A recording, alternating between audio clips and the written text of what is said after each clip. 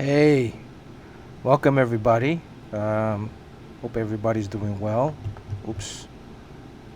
Let's see here. My name's Bernard Chang, comic book artist, designer.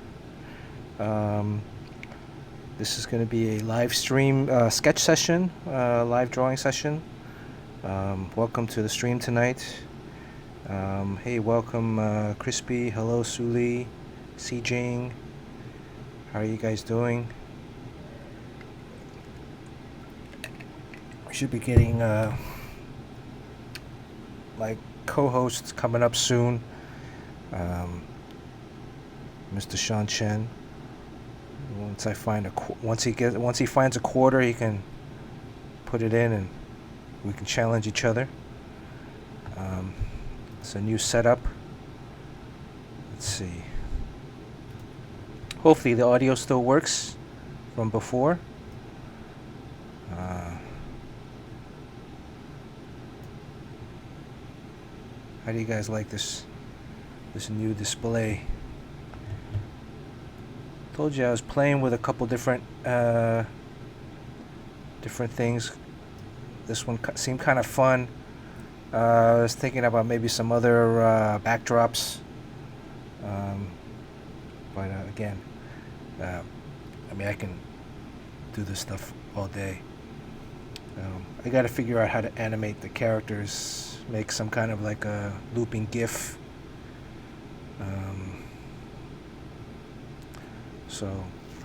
Well, I've redrawn all the characters, so it's kind of like a Street Fighter. Yeah, I mean Street Fighter. That's kind of the theme. But of course, we can't use the actual Street Fighter, so I had to create all the assets. How's the audio, by the way? Let me know if there's any sound issues.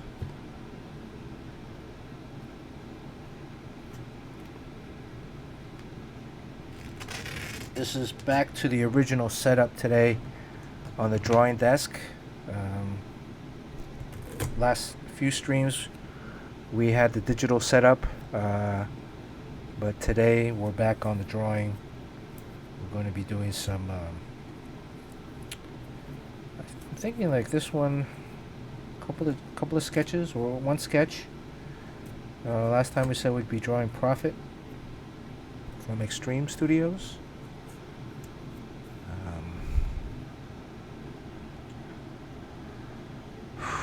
It's hot today. Wait till Mr. Chen shows up before. And then I'm going to have to reduce this chat box.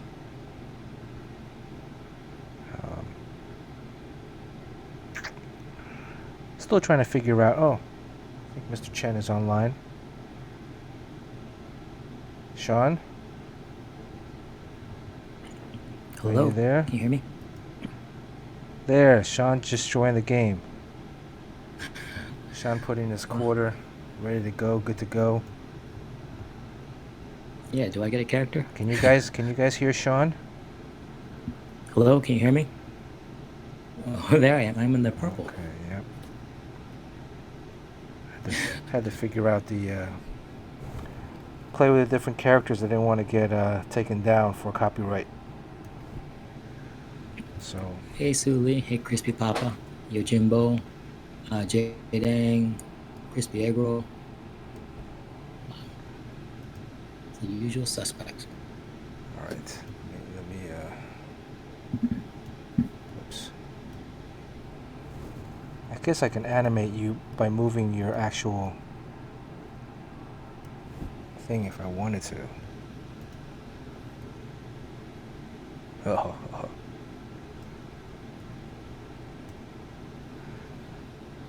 I mean, eventually when you get video, you can see Sean's head. If we're still on this, if we're still using this overlay. I think we're using the overlay changing it like once every eight episodes, change the overlay. I was thinking of creating another one that had like, all the other players that you can, avatars that you can play play with, so that when a guest comes on, we can switch to that screen. But I don't know, it's a lot of work. So when you draw, where does it appear? Well, I'm just gonna like take it out, take out the city,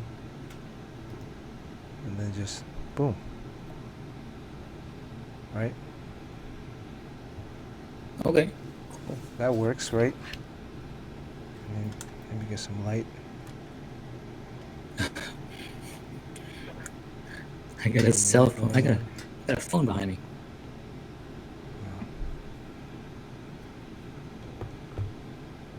Let me see how this. Do some adjustment on this camera. Sean, did you play a lot of video games when you were young? I did not. Except for what's that one? Double Dragon or something? Double Dragon. Where you Double Dragon. I forgot what it was called, but like you team up with a guy and you just kick ass all the way to the top, and then you have to fight each other. You had to fight each other at the end? I never. But there was like a Yeah. like a car, right? Like you're saving a girl or something. Like a hot chick gets kidnapped, and then was there like a red Yeah. car involved in the background or I something? forgot. Yeah, Double Dragon. yeah, there was something like that. CG. Yoji, how you doing? Long Wu, how you doing? I guess you guys tell me what kind of body you want to see Sean Chen as. I mean, Baraka, but is that the big monster guy?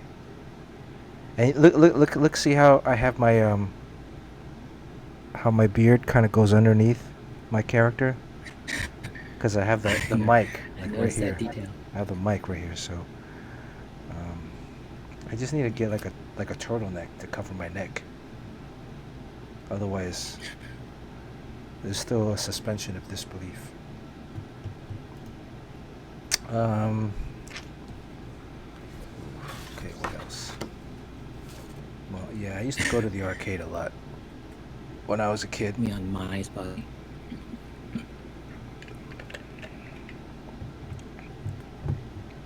I need to create like a fireball, and then I can move that across the screen. But I thought like my head could be detached, and then I could like move my head across. But it requires too much movement on OBS. So let's see. We don't have that much time today.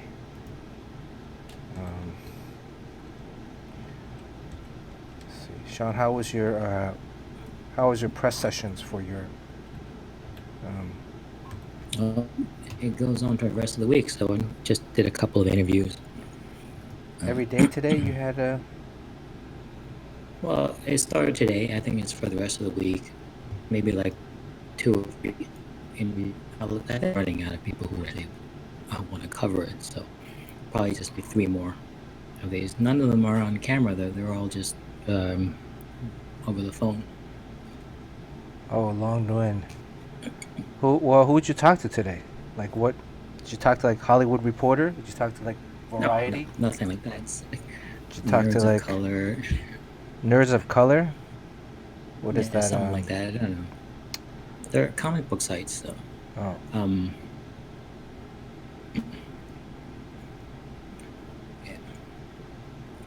Yeah, there's a. Well, I guess to create your own book that I put it out. It was on my Instagram, so that's the one that right now it's on Next Chapter Post. So all of it is available to read online, but they're putting out a printed version. So what's strange is I think Carl wanted to do like a 24-hour digital drop, meaning that you just have one day that you can buy the book, and then that's it. What's it called? Next Chapter what? Next Chapter Post. Let's give that a follow if you guys get a chance. That's Sean's new project, create your own project. Sean, I was thinking like, what are they gonna color it It's in black and white, even I the know. cover. So, Yeah, um, they should color it. well, the original movie that inspired the whole thing is in black and white. So I never really saw it in color, but I think because it's a 24-hour digital drop, they have to find some way of maybe selling another version in the future, and that might be a colored one. Yeah, I don't know. because I'm thinking like if you can read it for free right now, um, you know, if you made it like that, you could color it. That would be pretty cool, Yeah. right? Well, I think the extra stuff they have now is sort of like creator commentary. So it's also like you can kind of go in and read how the creative process and everything, so you can kind of learn how to do your own type of. So I talk about the drawing and the art and the writing process. So that's the extra stuff that you get that you don't get in the digital version. Man, let me know if you can start seeing the sweat stains coming through my green screen shirt. That would be hilarious. I got the AC going on and blasted in the background, but Yeah, a heat wave right now in LA, right? I saw it in the news. yeah, heat wave across the whole country, isn't there? It's hot here. Yeah. Hmm.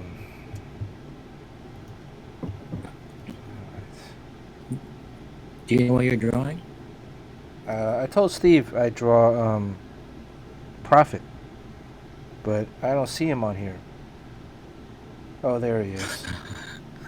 Damn. I was gonna finish drawing the Prophet and give it away before Steve shows up. Be like, see? Yeah. Early bird gets the worm.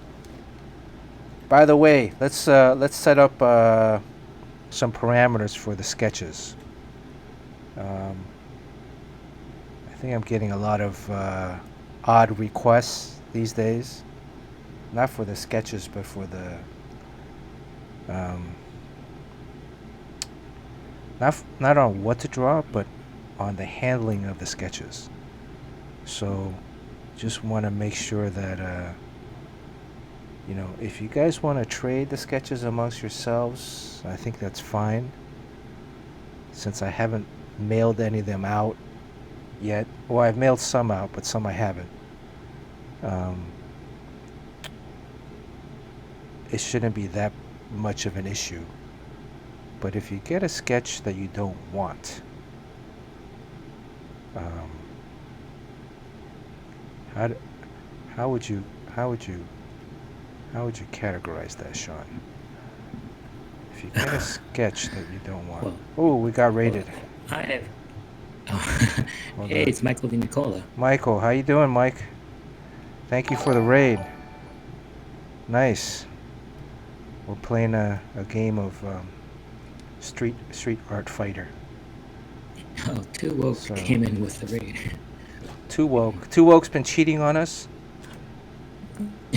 Two woke's been cheating on us with another streamer. Come on. Yeah. Thanks for the raid though. Awesome. Barry, welcome. So we gotta like bounce up and down. And too bad we don't have any music too, because it's probably copyrighted, right? Can't play any background music. Um, so once I send out this first round of sketches to everyone, Michael, I hope everybody's following Michael. I'm assuming everybody is that's on my stream is already following Michael. Michael usually streams every day except for Wednesday, right? And in the afternoon. And he has a very fun stream. I go on it when I can. Sometimes I'm on it and I'm just listening to him talk about stuff, like how he's living the high life. Um,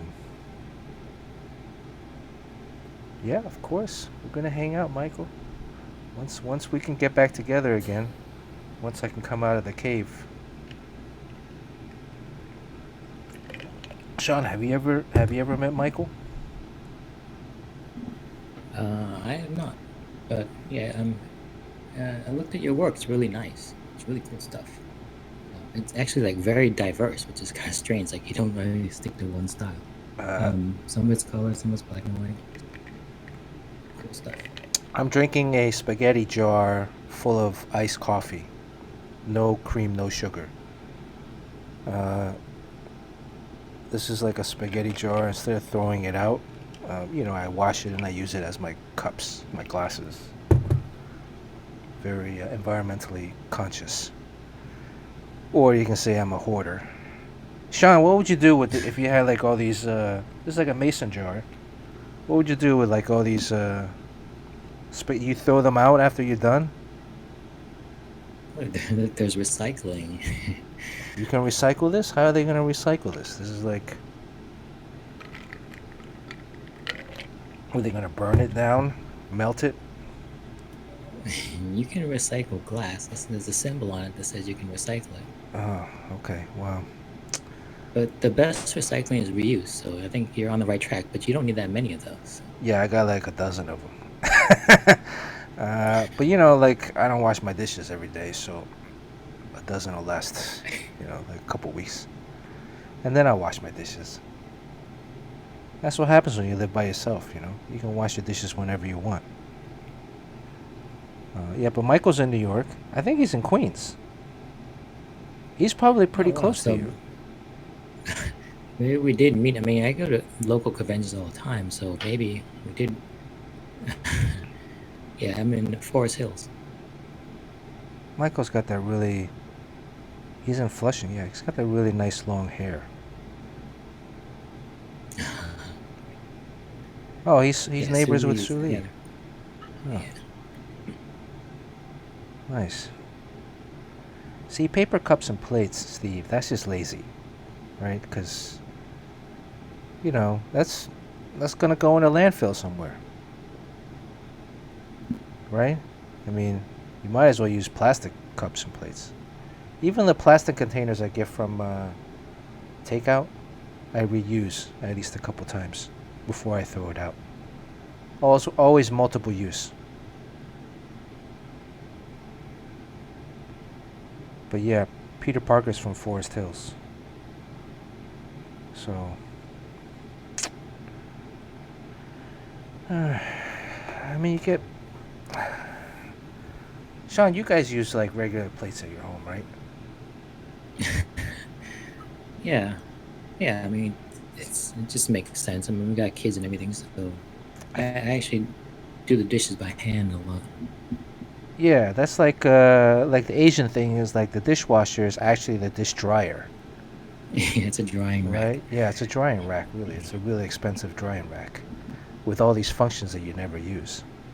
I mean, you wash the dishes by hand. You got that little plastic cloth, right? Like a plastic cloth that's kind of like rough. You pour the It soap smells in there, you bad. wash it, and then after you're done, you put your dishes in the dishwasher to dry. Um, And you use your oven as the sheet pan storage. yeah, oven storage. Oven is storage. Microwave. Microwave. I have two microwaves. The main one is storage. The second one I use. Uh, well, the main one is broken too. uh, what else do I? Do you wash Yeah, your clothes on a clothes rack? You know the washboard. I don't think these people. I don't think these kids know what a washboard is. Do they still use the term well, washboard abs? Do you know what a washboard ab is? A washboard but ab, actually, huh? What? I'm saying that those machines that you use are actually really efficient. Like the dishwasher, um, like Barry just said, using the dishwasher is actually more efficient than washing by hand. It is. Well, because It I saves don't you have the water. running. Yeah, I don't have the water running when I'm washing dishes by hand though. Whoever's getting this Megatron sketch gets a free washboard drawing in the back. These like wooden. Yeah, with the corrugated metal on it. Well, like I just remember in Taiwan these were like these things, right? And then you would have like you would take your shirt This is not to scale, right? And then you would like take your shirt, and you would have like a plastic bin off to the side, right? And in the plastic bin, you put some soap, and then some water from a hose. That's a hose, not something else. And then you take your shirt and you like put it in there, and then you take it on the washboard and you go up and down the washboard to clean it. And then when you're done, you have another bowl of just water, which eventually you have to rinse out, and then you hang it. So, Esperanza Art, welcome to the stream. Right. I have a 2-basin sink. But the 2-basin sink is when the second one gets filled, that's when I do the dishes. Right now, only the first one is like maybe 2/3. So I still got another few more days.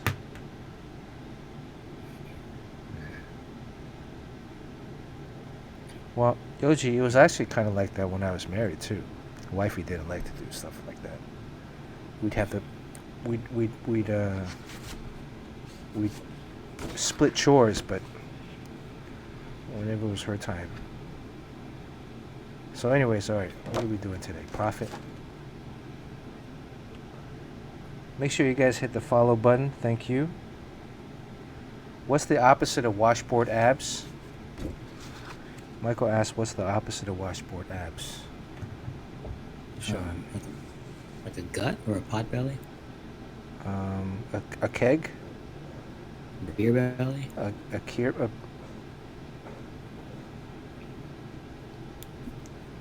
Is this a keg? This is like a barrel. Well, they would say like 6-pack. So if you had a 6-pack, the opposite of 6-pack is a 2-liter. Right? It's much more efficient. 2-liter. Right, Steve?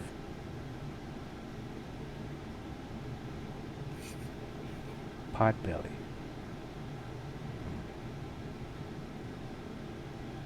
Oh.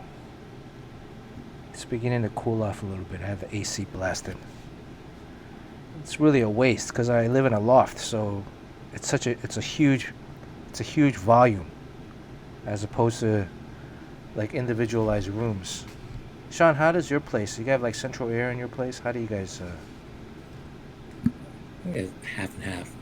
Half Central and half, for right? upstairs, and then big devices in the windows. Yeah. It works. I have a personal 1-room air conditioning up here in the studio, but it's too loud if I turn it on to stream. So I turn on the regular house AC. Weren't we trying to at one point get some sort of pipe duct mechanism attached from the cold thing, and then you would like put it down your pants or in your shirt or something like that? Yes, I did that. Well, that was back in 505 Court Street. Oh, okay. That was when we lived in Brooklyn Heights, and it was hot as fuck, and there was no central AC in that loft. There was just that one air conditioning unit, right next to in the dining room. Oh yeah. Right, so I devised one of those vent tubes. Right. It was the dryer vent tube. Yeah, dryer vent tube, and I had one of the air vents, one of the exit vents for the AC. I took up with one of those things, and then I ran the tube upstairs, and then I had basically the tube, force air right on top of me during the summers. That's how the Dr. Mirage books got made. Actually, no, that's how the Visitor books got made. So. But now, the Japanese, that's right, Yoji, Sony came out with like a personal AC called the Reno or something, Reno. It's like a little box like this big, and you hook it up to a shirt or a lanyard, and creates like a small portable AC inside your shirt. They made it specifically for the Olympics because it was going to be hot as fuck. Um, and it's like $100. I tried to buy it, but it sold out like super fast. Plus, it was only available like in Japan. So, um, yeah, that's right, Yoji. Kazuto, how you doing? Hey, This, Kazuto, the welcome. Sony Rion. That's right, Sony Rion Pocket. Uh, Anybody in Japan, I'll trade you a sketch for one of those. I mean, $100 for that. $100 is a pencil. What I charge for a pencil sketch. So I think that works out, right? I mean, if you bought a sketch, I would just use that money to buy the AC. But I'd much rather prefer to barter. Um, I mean, they have like little fans right now, but I trust Sony products. They make some pretty good products. Even though I won't buy a Japanese car, um, but that's just for personal World War II reparations. Golf by Sunday is asking about your bird backpack. My bird backpack is still airing out. I have it. I have these. Uh, I think it's called Allen brand air filters. It's like a big air filter machine. Because I live downtown LA, it's very dusty. There's a lot of like particles in the air, especially with all the construction and traffic. So I have two of them. I have one just for the studio, and then I have another bigger one downstairs.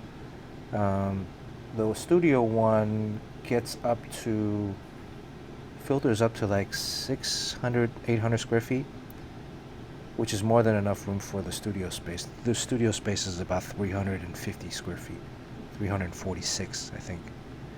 And then the one downstairs is for about 800 to 1,000 square feet, which is just barely enough. So, at least for the bedroom area. So I have it sitting on top of that 24/7 since I got it. It's getting a little bit better, but you know it still smells. I gotta wash it. Um, you know. Yeah, Yoji says Japanese cars have their own problem. Honda has terrible paint. It's not so much about the cars itself. It was just um, It's a politics thing, it's right? a political thing. Yeah, you know, like some Jewish people won't buy German cars, so um, I just won't buy a Japanese car. I have nothing against, you know, it's a long time ago, but it's just a quirk. Um, and like, you know, like my parents, like my mother, you know, they kind of feel the same way from that generation. So it's just like that's the only thing that's kind of carried over. I mean, it's silly, you know. Like my ex-wife had a Japanese car. She had a Toyota Prius. Yeah, I don't, you know, I don't have anything against it. It's just for me, it was just a pack that I made. That and two packs. One is um,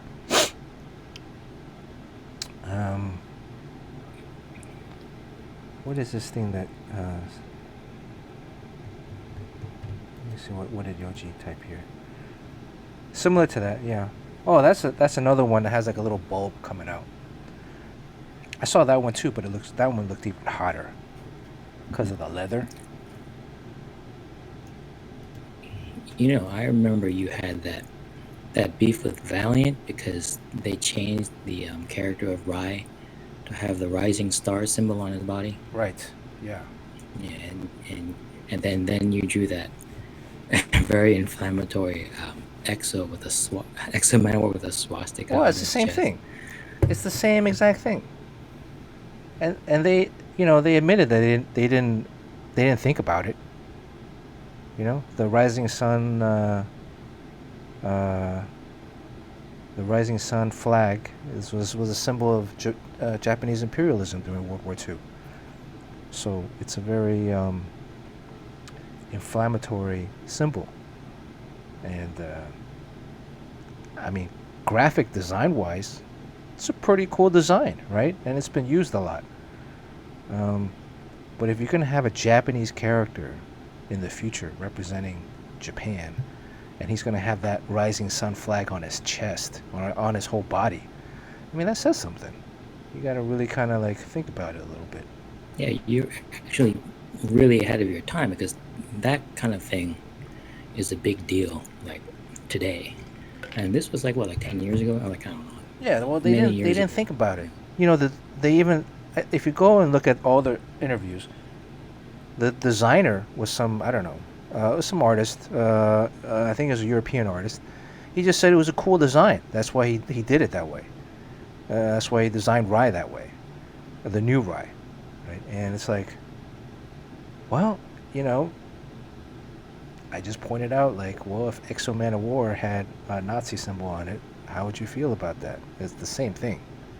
We just don't learn about Asian history that much in school here in America.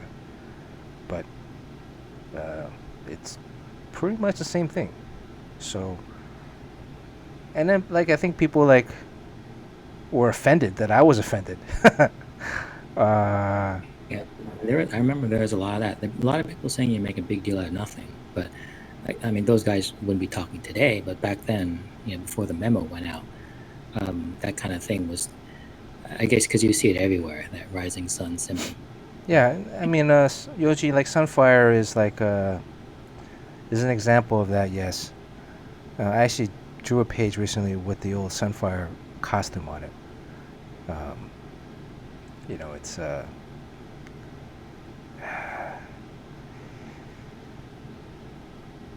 yeah.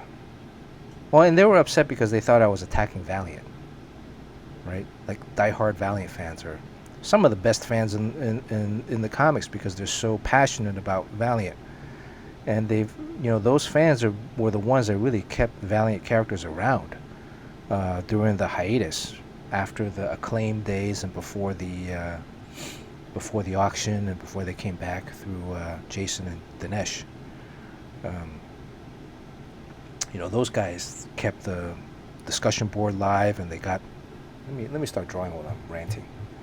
Yeah. But I wonder if those guys will stick around for this latest incarnation. Well, what is is there a new version of Rye now, or? No, I don't know. I think it's just kind of losing steam. I don't know, but and also, like, I think what made it good was, I think, Dinesh's involvement. He was a diehard fan who actually gained control of the company, and I think once I guess he was kind of forced out, and it's owned by a Chinese conglomerate now, and I don't know if anyone on board really has that history or How kind much of knew would you what say he was forced out if he signed the contract that stipulated Well, I at a mean, certain yeah. time he would get bought out? Forced out is Well, if these people at Valiant, I mean at DC last week, they were forced out. They were laid off. yeah, I guess it's not complete. I mean, because I think he had to make a certain amount um, of profit or something like that, and if he didn't make it, then he would have a lot of his shares taken away or something. So I think he was hoping for the best, but didn't quite meet his mark. Yeah, I'm not a huge Dinesh fan. You know that. Hmm. People loved him. I think I only have a few people I don't like. He's one of them. Um, but that's the other thing too is Suli. Yeah, without getting too political in this stream. Um, what were we talking about What, Dinesh or the before the Dinesh Rise thing? symbol? Oh, the rice symbol. Yeah, the rice symbol. Because it's a sensitive, topic. I guess it's not taught too much in Western civilization, but just the brutality of those war crimes that were I guess that were done to the Chinese. I mean, I don't know too much about it. Well, There's supposedly Chinese, some book. Koreans, every other Asian ethnicity during the Pacific Brutal Campaign. stuff. Yeah, It's horrific torture. and none of that was taught in our schools. I had to learn about all that stuff either through my own research and reading, um, and or through relatives passing on stories. Like my father lived. My father and mother were both born in China, and both born in during towards the later stages of World War II, and there's a lot of stuff. A lot of stuff happened. I mean, things that we can't. If you think coronavirus quarantine is like something, this is like cakewalk uh, compared to the stories back then. Anyways, so they came up with the right costume with the rising sun as main thing on his whole body. I just felt like it's a little insensitive, and maybe should have spitballed it a little bit, right? I mean, it's a cool design, right? Graphically, artistically speaking, but some of those Nazi things. You can say the Nazi symbol was an Asian symbol before that. It was a symbol used in like Chinese temples, Buddhist temples. But it holds particular meaning in history, and so we avoid that, right? Out of sensitivity for those that were affected. So, and the thing was, like, Dinesh had a Chinese wife. She seemed to be okay with it. At least that's what he said. But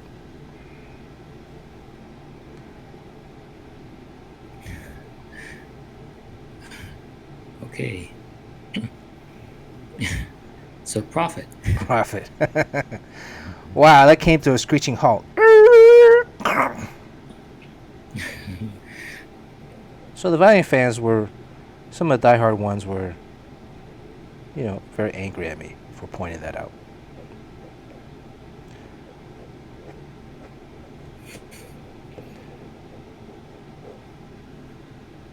It's merely bringing attention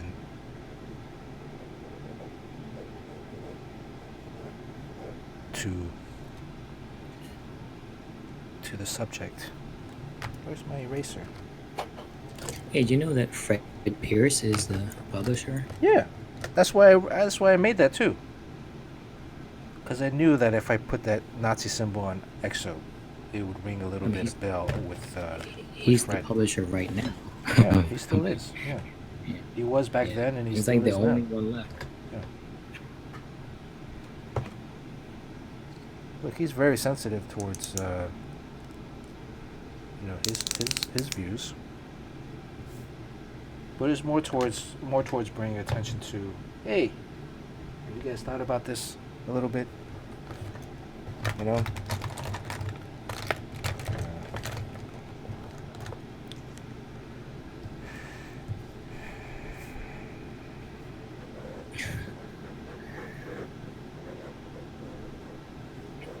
All right, so I guess I'm wondering whether this sketch is gonna stick or whether it's gonna be completely erased. Yeah, will I be erasing this? I've actually drawn Prophet once before. At first, I thought this was my first time drawing Prophet ever. But I've actually drawn him once. Yoji would know. Yoji, don't tell. And a published piece. Yoji would probably know. Don't say what it is. But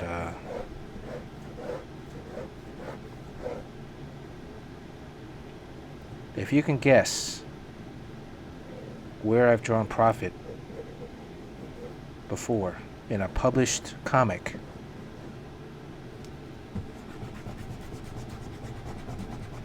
should there be a prize? And again, if you win a prize and you don't like it, sorry, man. It's a free prize. Um, I think the saying that we were going with is you get what you get and you don't get upset. you get what you get. You know, if you guys wanted to trade amongst yourselves, that's fine.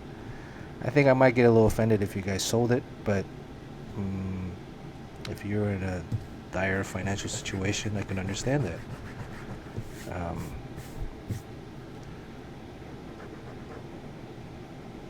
but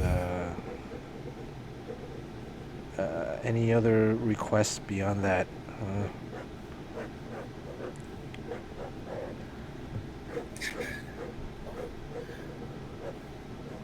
What is Prophet's character, anyways? Is he like a prophet, or is that just his name?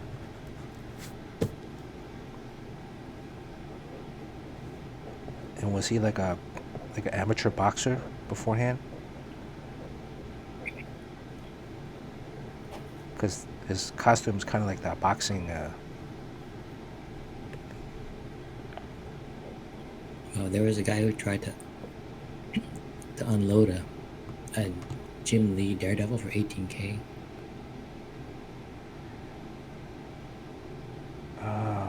Long is close. I remember Long is close. Jim Lee had to sell some artwork, a Jack Kirby piece, because he has 10 kids. Oh, really?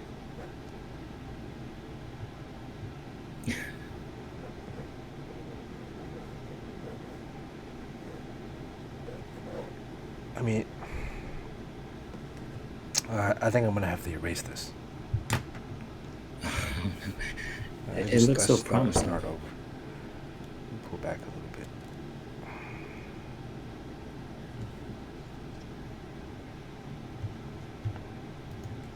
Also, like I'm pretty like I'm sure, no one's gonna really buy it. But these are.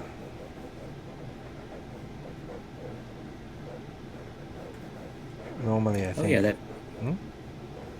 that piece that Jim Lee sold was that piece that was supposedly done for, like, in the movie Argo. They were doing some fake movie. They were in disguise of a film crew or something. So Jack Kirby drew a fake piece of artwork. So that's the piece where somehow Jim Lee ended up with. I guess because the person who advises him on all of his purchases is Scott Dunbar, who knows more than anyone about original art. Right.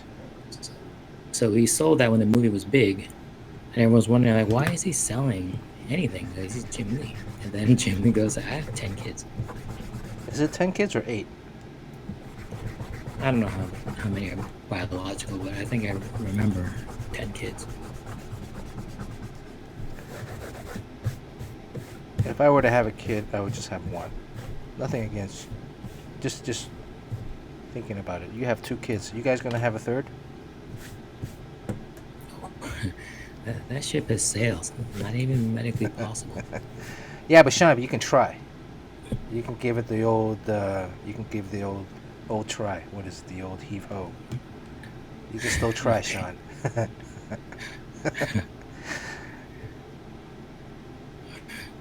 All right. 9. Yeah, I would like I would like to have one kid. I would like to have one kid, and I would like to train him to play in the NBA, so then I can retire. That's my. So you gotta find some Amazon woman. Yeah, my ex-wife was 5'7", so that was part of the plan. You could still do it. I mean, And her family, rest of her family were pretty tall. So I think her sister was like 5'7", 5'8". Her brother was like 6 foot. So, and I'm thinking, like, when the kid is young, I'm gonna feed him a lot of milk and protein. Because I mean, you look at Jeremy Lin. Jeremy Lin is 6'3", 6'4", but his parents are like my height. I've actually seen his, met him in person. Jeremy's brother Josh and his best friend Josh played on my team here in LA. and so Jeremy would come to most of our games. But his parents are like, small. Um, but he's like 6'4". So I think a lot of it is the food that you eat when you're young, right? These all kind of what those like myths or what they call Chinese wives' tales, something like that. Or Or is it? Because in Asia I you, don't know. you eat a lot of rice and you eat a lot of tofu, and you don't have Suli doesn't access. think it works. No, you don't have access to like a lot of milk or meats. At least when I was growing up in Taiwan. I mean, we had meats, You know what but you do? hmm? You hold him by his feet and spin him around every day. Oh yeah, like some Russian dude did that, and he's been arrested.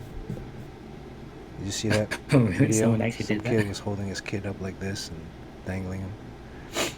Um, yeah, but I figure like if you drink a lot of meat, if you drink a lot of milk, if you eat a lot of chicken, the hormones in chicken, uh, you get like a nice little boost. So I and don't know about that. well also and the other thing is if you have a kid, if I when I have a kid, uh, I won't give him a stroller. Like a what are those like those round things that they walk around in? Not a stroller. What is that? Well, those things aren't even legal anymore. Oh, they're not like the round things that they stand in and run around so they don't bump Yeah, into because things. they run down the basement stairs. They don't sell those anymore. Oh, really? Oh, okay. Yeah, because the kid's gonna have to crawl everywhere he goes. Um, that way he'll and, build up coordination. and put all of his toys just out of his reach. Yeah, I've got a whole like regiment set up already of things that I'm gonna put my kid through. Isn't this sort of like can be considered abuse? Nah, cause I'm teaching them stuff. It's all coming back, Okay. right? Like you make the kid crawl, and then so he has to learn how to crawl, so he learns coordination skills. Um, Otherwise, if you give him like Yeah, that walker too soon, he doesn't need to coordinate himself. He's already lifted up on the thing. I think the only thing that really does work for height, I mean, in a significant way, is that leg lengthening surgery. That Oh, that's not for height. yeah. That's just for coordination skills. The What? non-walker thing is just for coordination skills. So that hand, feet coordination gets developed at an early age as opposed to being stunted. Um, and then, is every drawing of Prophet angry? Is there ever a drawing of Prophet being happy? Yeah, so I got that. Ooh, something just happened. Mason, thank you for following, Mason. That reminds me, I gotta change the follow button thing icon to match this. I should make it like a fireball animation. That would be totally cool. Thank you. I just see. This is spitballing. This is what happens. You brainstorm. You run some ideas through a bunch of people to see. Hey, is there anything else we should do? So, anyways, we got the Walker thing. I mean, Blair's son is training to play on the high school basketball team or football team now too. It's going to be like a tight end or wide receiver. I mean, Blair's future, he's going to be sitting back, chillaxing. Yeah, go, pretty But soon. you know that surgery where Hmm? they Oh yeah, cut well they your break your legs bone. with a They break your bone and then yeah, they and stitch it back together again, and then yeah, they break it again at some point, and they continue breaking it yeah. until you reach. So that's called your popliteal height from your knee down to your feet. And get maybe a couple more inches at the most. Yeah. Um, And then also there's growth hormones. You can take I've been hormone thinking about shots. taking human growth hormones, HGH. Is it advisable? Is it something I can get from my doctor, or is that something that's like illegal? I mean, it's illegal in sports, but that's just because it's unfair advantage in terms of competitiveness. But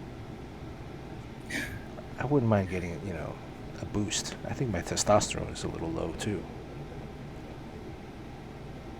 What happens when you get old? Yeah. I think you can get it on the black market. Oh, well. Can I get a prescription from my doctor?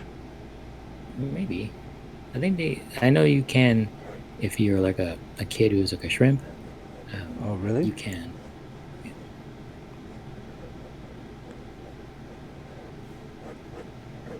I know Stallone used to take it. Really? Like, I wouldn't want to take Yeah. steroids, but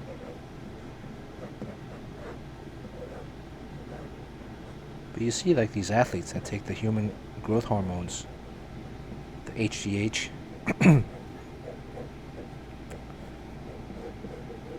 I guess it's the same as taking a steroid. What should his arm be doing, Sean? I feel like I want to bring his arm forward. Am I going to be doing the same Yeah, I thing think. here, where his arm is going to be like, you know?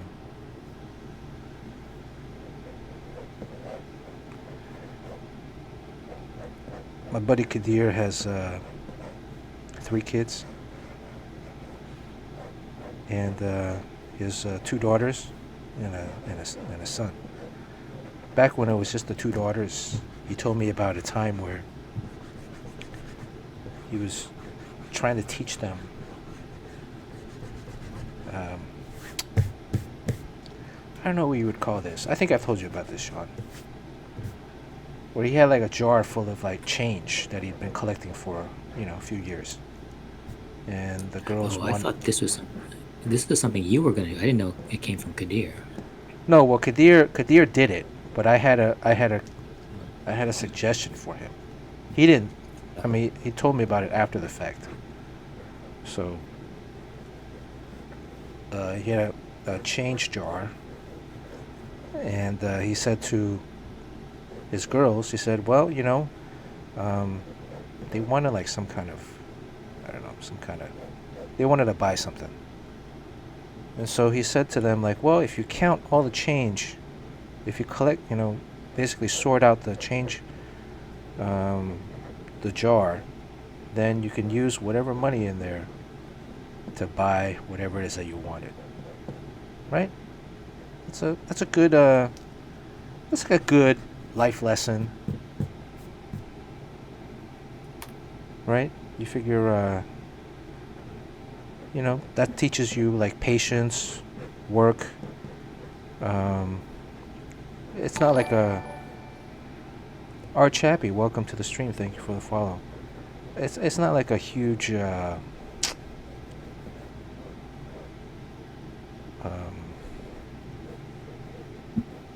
what do you say? It's not like a super hard, difficult kind of task, right? It's not like them lifting barrels uh, down the mountain. Um, it's not like Rocky training on the beach or in the forest lifting the logs kind of thing.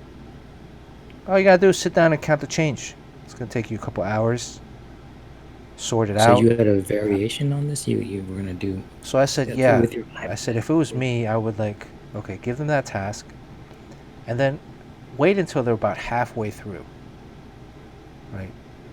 And then set up like an accident to knock over whatever pile that they had composed already. And then like, oh, well, sorry, but you guys start over again. Okay. So I felt like that would be a good like life lesson, right? And rather minimal traumatic um uh Well, okay. right, because it's Well, counting coins. thing is, you can say this because this child is hypothetical, Right, and it's a they're not in front hypothetical of you. child, right, right. But then, like, when you do have a child, and you be looking at his sad eyes, you're not gonna be able to knock it over. It's not gonna. Well, what And happened if you with can knock it over, then like, what is your stance on wire hangers? oh, that's I gotta draw the line on wire hangers. But I mean, this is not a wire hanger. This is just like knocking over a pile of change. It's not very Okay. abusive, right? And then they're gonna be like, "Oh, we're almost done." But then it's like, "Hey, look, just sometimes in life things happen. Right now it's just a pile of change. Just recount it again, and then when you're done, we'll go get whatever it is that you wanted." So I feel like that would be a very non, Yeah. right, I mean, it's good because most kids these days they're kind of growing up too soft and maybe a little spoiled. right. So Yes, exactly. I mean, it's just like a life lesson. yeah, like the Uh, participation trophy. yeah, I mean, and it's a very minimal challenge, Yeah, yeah, not too much trauma. right? Not too Not much gonna trauma. scar It's them. just coins. It's just piles of coins. Will they be upset? Yes, but that's the whole thing. Especially when I tell them your dad knocked it over on purpose. Well, I Like wouldn't months do later, that. I'm like, I would be conniving and I would try to make it look like an accident or something. I'll make it look like they did it. No, no, I don't know if I want to make it look like they did it. I mean, I might take the blame for it, but or somehow make it seem like just like an accident. I gotta set it up. I got again, it requires some spur of the moment thinking, right? Because um, wherever they're counting it at, like, see, you can't be. Make sure you don't count it over on the kitchen counter where a lot of people are going around, right? Or, I mean, I don't know. Maybe there's an additional life lesson involved in it. But anyways, what had Give really, them one of huh? those like those unsolvable mazes. You know, the mazes that have no solution. And Oh, I don't know. give them one of those too. But what had happened in real life? So what had happened was, um, in real life, Kadir, like his kids, his two daughters at the time. Maybe I shouldn't have said his name.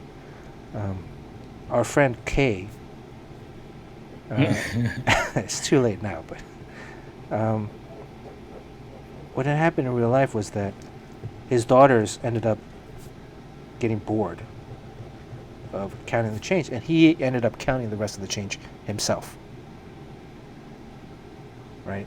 So I think they might have counted like a little bit of it, and then they just got bored, and then he ended up sitting there putting all the change together. And I'm like, dude, that's the worst. Because now they didn't learn anything. It was a perfectly good learning opportunity. And instead, now you're basically just creating a headache for, um, I don't know, you're rewarding them for not doing anything. What do you think? So you don't want to reveal who Kadir is? Because I think. No, we're just saying his name is K. Oh, okay. Well, I mean, because he's a good person to know. Yeah. No, he's a really good, very, very talented, extremely talented, one of the most talented people that we know. And he's a guy that makes money with art, through art. Not like what we do, but like crazy.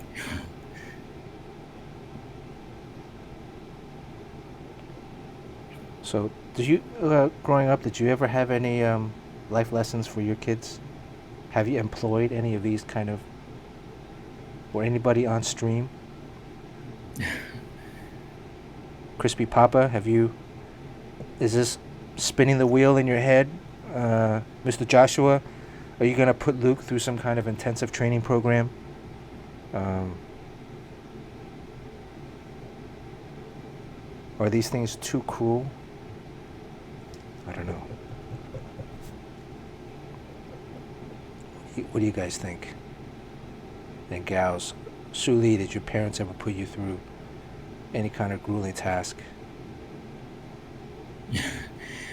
Well, Asian people are more likely to have tiger moms. I'll tell you another story. When I was a baby, this story I didn't remember because I was a baby, but my mom told me about it years later. And when I was just a toddler, uh, she would go run some errands, leave the house, and my dad would watch me. And Um, one day, like the neighbor stops her and says, "Oh, you know, your son Bernard, he must really miss you whenever you go away or whenever you leave the house." She's like, "Oh, what do you mean?" She's like, "Oh, every time you leave, Bernard starts crying, like the whole time until right before you come back." And she's like, "Oh, really?" So she goes and she asks my mom. I mean, she goes and asks my dad, um, "Hey, does Bernard, cry a lot uh, when she leaves?" And he's like, "Yeah, but nothing, nothing traumatic." Well, maybe I don't even remember if she went. The thing was like, so one day she goes to leave, and then she pretends like she's leaving, but then she comes back because she's like, because Bernard is like, I was like a quiet baby. I never cried that much. And so she goes to leave, but then she comes back early. And when she came back early, she found my dad. She found me, sure enough, like I'm sitting there in my crib, like crying, bawling. And my dad is sitting there, she said, with like headphones on, listening to music. And she was like, you see Bernard's crying, why aren't you like, um, like, Like pick him up. pick him up and like, do stuff to make him not cry. And he was like, well, he's purposely making me cry. Um, I don't know what he did, but, purposely made me cry and wanted me to continue crying for the purpose of expanding my lungs, my air capacity. Wow. And so that as a young baby, if I'm going through all these things where I'm not on a walker, I'm crawling around, if I'm crying a lot, to let me cry, to not, uh, you know, so sometimes it's good to just let me cry if I'm crying, so that it expands my lung capacity. So, and I think about it like, you know, I do have like really good stamina. Especially, I mean, now I'm much older, but when I was in my teens, in my 20s and 30s, and I would play sports, I had like incredible stamina. I could play all day and not get tired. Like I never felt winded. So I'm wondering, is do you think there's any proof to the pudding? Oh, I'll give it a try. Yeah. Well, I think it's a little too late now. Your kids are too old. I think you gotta do it when they're toddlers. Well, Sue Lee says she gets hit all the time. So, what were you doing that made you get hit all the time?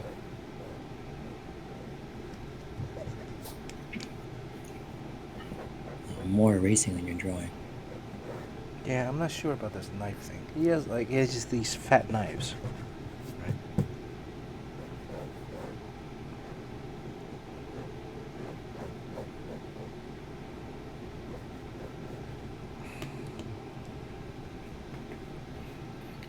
Oh boy. How are we on time? We're an hour in. All right.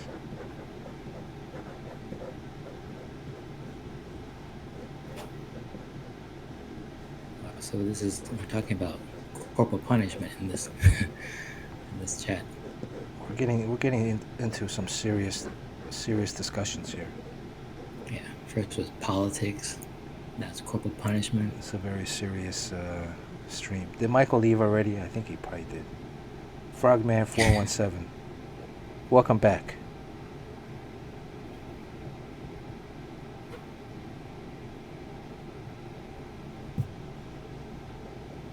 So anybody want to fill us in on Prophet? Like character's background?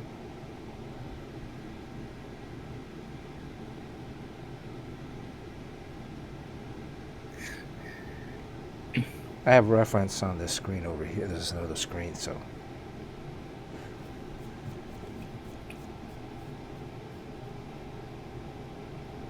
Golf Boy's daughter has a very piercing scream than a cry. Yeah, that's, you know, I hear that quite. My daughter doesn't do it, but I mean, a child can cry, and that's kind of annoying. But the girls who can scream really high pitched, that brings like an entire room of adults to their knees.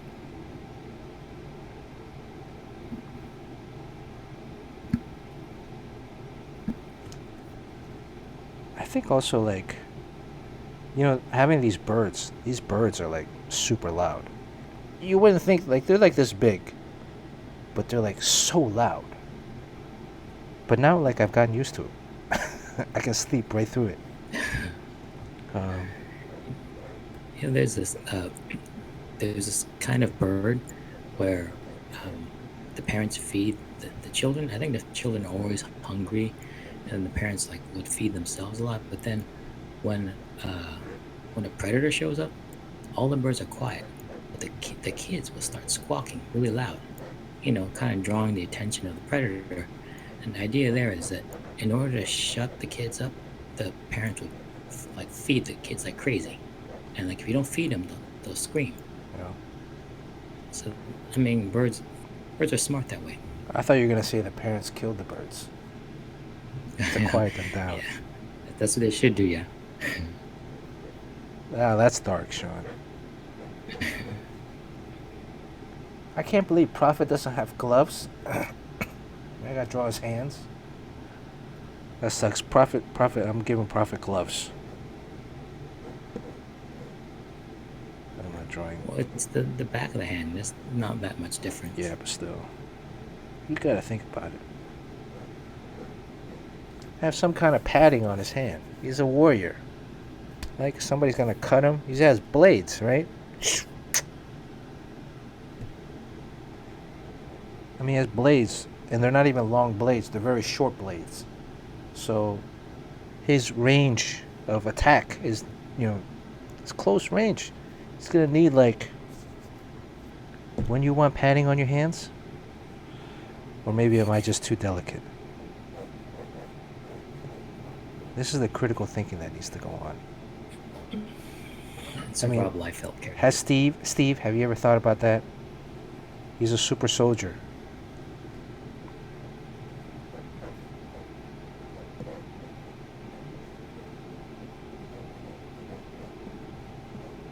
What if Stephen Platt hits like on this? Who was it said that he's not gonna? Lovely mix art. Thank you for the follow. Who was it that said that Steve is not doesn't draw Prophet anymore? Stephen Platt. Doesn't Prophet still come out today and is done by? I think it's completely reimagined by that guy, Brandon Graham. Is that the guy that bought the Youngblood or whatever the characters from Rob? What happened there? I don't really understand.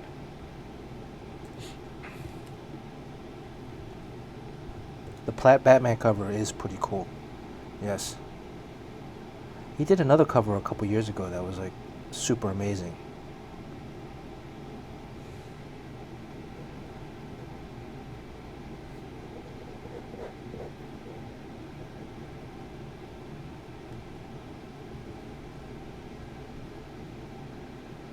Well, it looks like the Lakers are jumping ahead in the fourth quarter.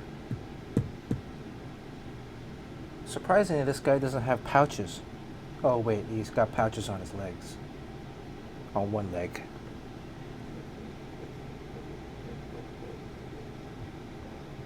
You still there, Sean? Oh, yeah. Are you drawing as well? A little bit. So we covered a lot of topics today so far.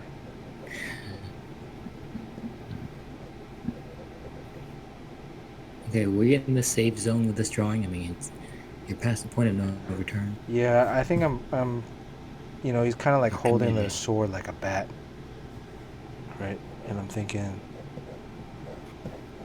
his face kind of looks like Rang Xerox. Looks like what? Rank Xerox, What's rank Xerox? European character. I think it was created by Gaetano Liberatore.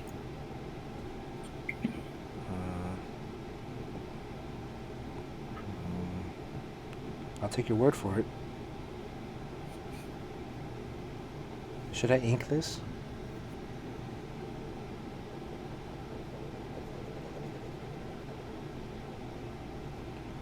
I haven't inked the sketch yet.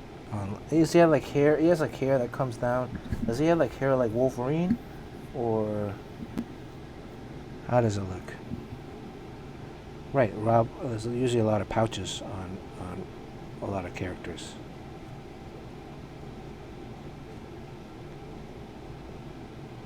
There's an homage to that in the upcoming Children of the Atom, where one of the characters has a bunch of pouches.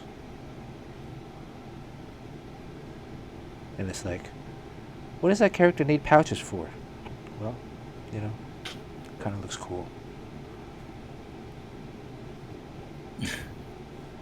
And pouches are actually pretty useful. I know David Peterson puts a lot of pouches on his mouse characters. It's like they could be on an adventure and you're kind of making up the story as you go along. Yeah. Sooner or later, someone has to bring out something like a special potion or a weapon. And you might wonder, like, well, where did it come from? But it's from one of the pouches. So it's kind of like a cheap insurance. They put pouches on your characters. Right. They can always pull anything out of it.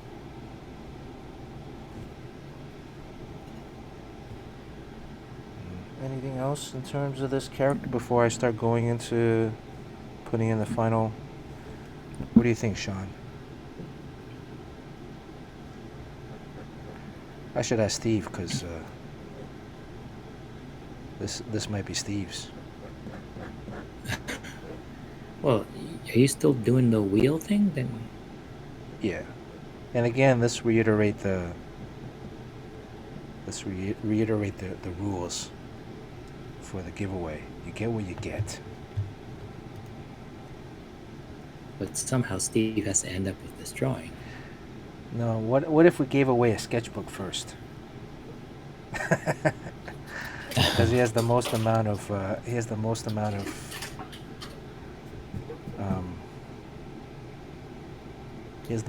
the biggest slice. That would be hilarious.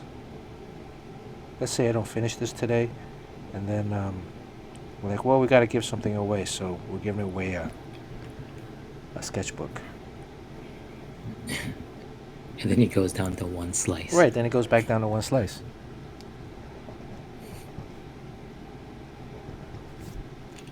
Well, he would like it inked anyways.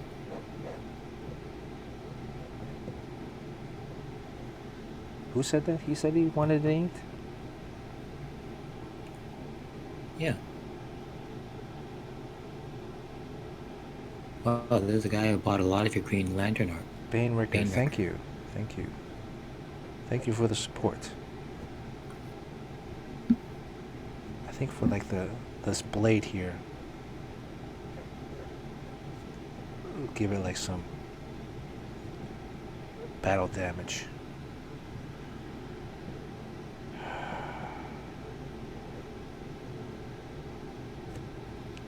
Bane Wrecker, maybe I'll give Bane Wrecker a few more slices.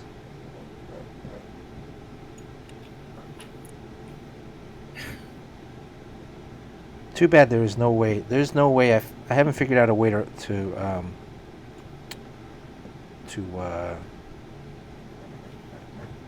what is the word?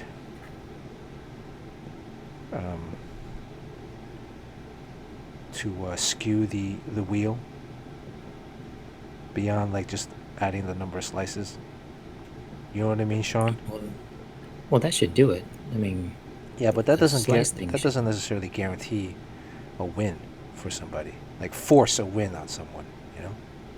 Yeah, well, if you give everyone like 1% slices and the other one gets 80%, you know. Well, that's too blatant. You got to make it have at least the appearance of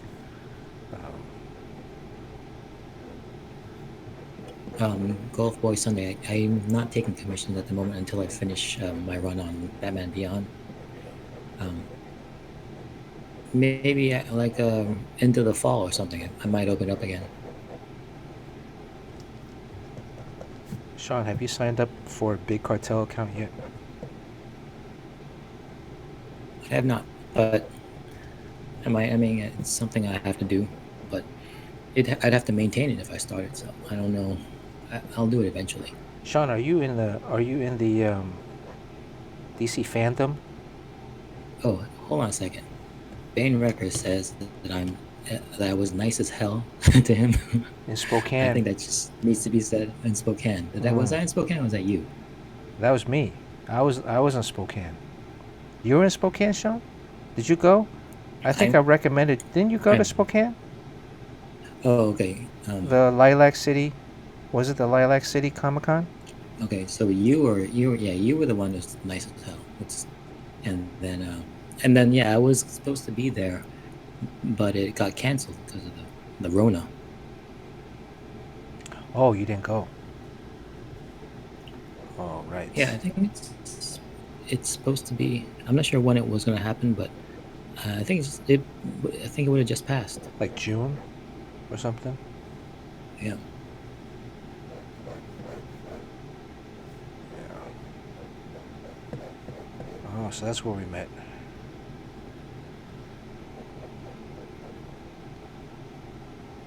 It's a fun show. At the end of the show, um, last time I went, there was this dog that was like just having the day there's a park and the sprinklers were going off. The fire sprinklers were going off. I mean the the grass sprinklers, lawn sprinklers are going off. And he was just running back and forth, playing with the. You know, you remember when you were a kid, and the littlest things would entertain you, and make you, and be fun. So, Golf Boy, what convention is in? Are you talking about Emerald City in Seattle?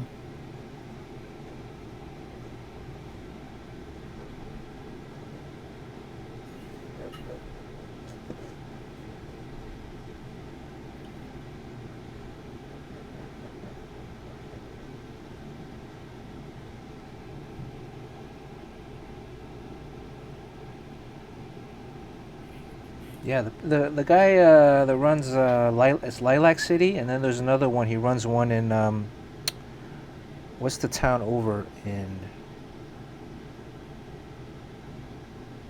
Man, my geography sucks. Isn't that is it Dakota, North Dakota, or Montana? What's the state next to Washington, Sean? It's Times Square State. The name is on. It's like on the tip of my tongue. So they run a sister show out there as well. Lake something. I want to say it's like Lake something. But the Spokane one is in. Spokane is Gonzaga, Gonzaga University.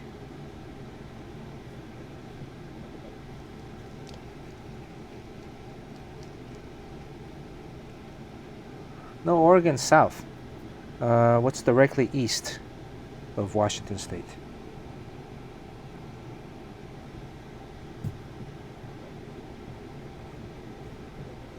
Oregon? Oregon south of Washington State.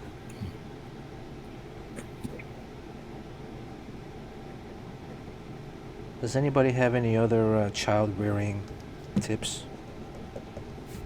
I'm trying to. Why are you talking about? I mean, is there something you want to tell us about? No, I think it's just kind of fun.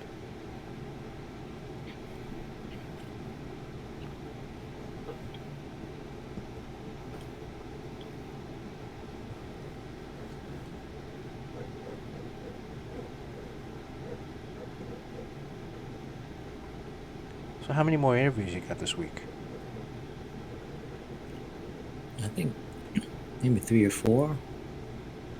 Um, Do you have one? Yeah, I mean, Well, what are the other ones with? Do you have one with a beat? um, not so far. I think a lot of people haven't responded yet, or they don't plan to. Do you have one with, what are some other sites? You gonna go on some YouTube, a particular YouTube show? If they tell me to, I will, I suppose.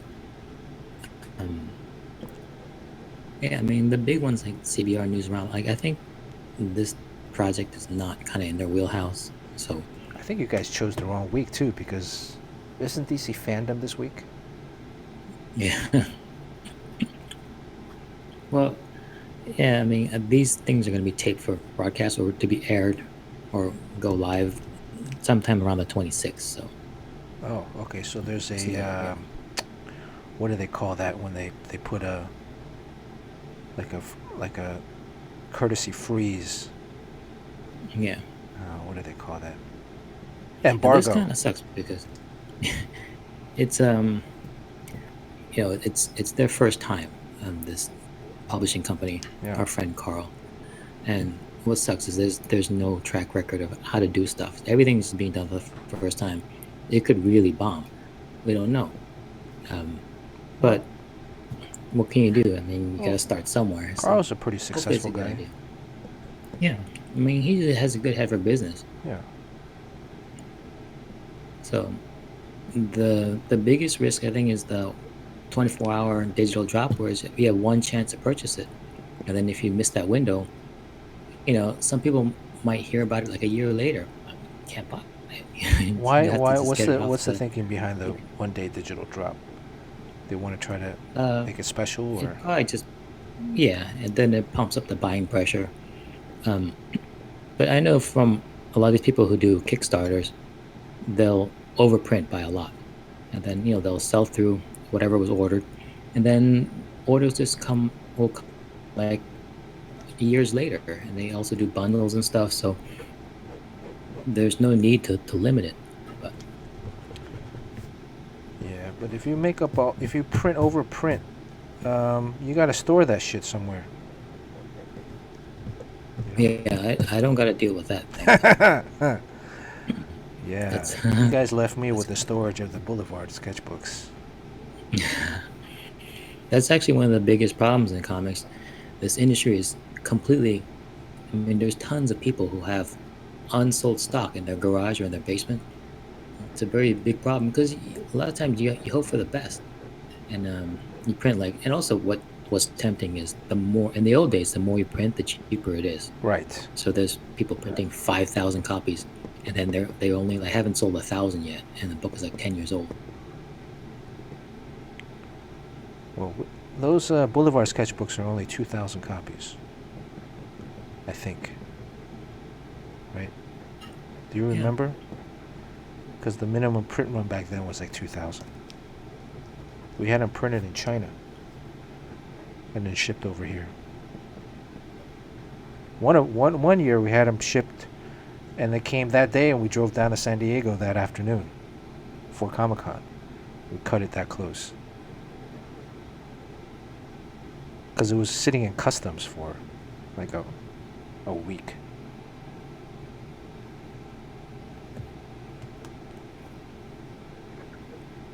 Thank you, Crispy Papa. Montana and Idaho are next to, yeah, so Spokane, there's another town right over the state line. They have a show there too.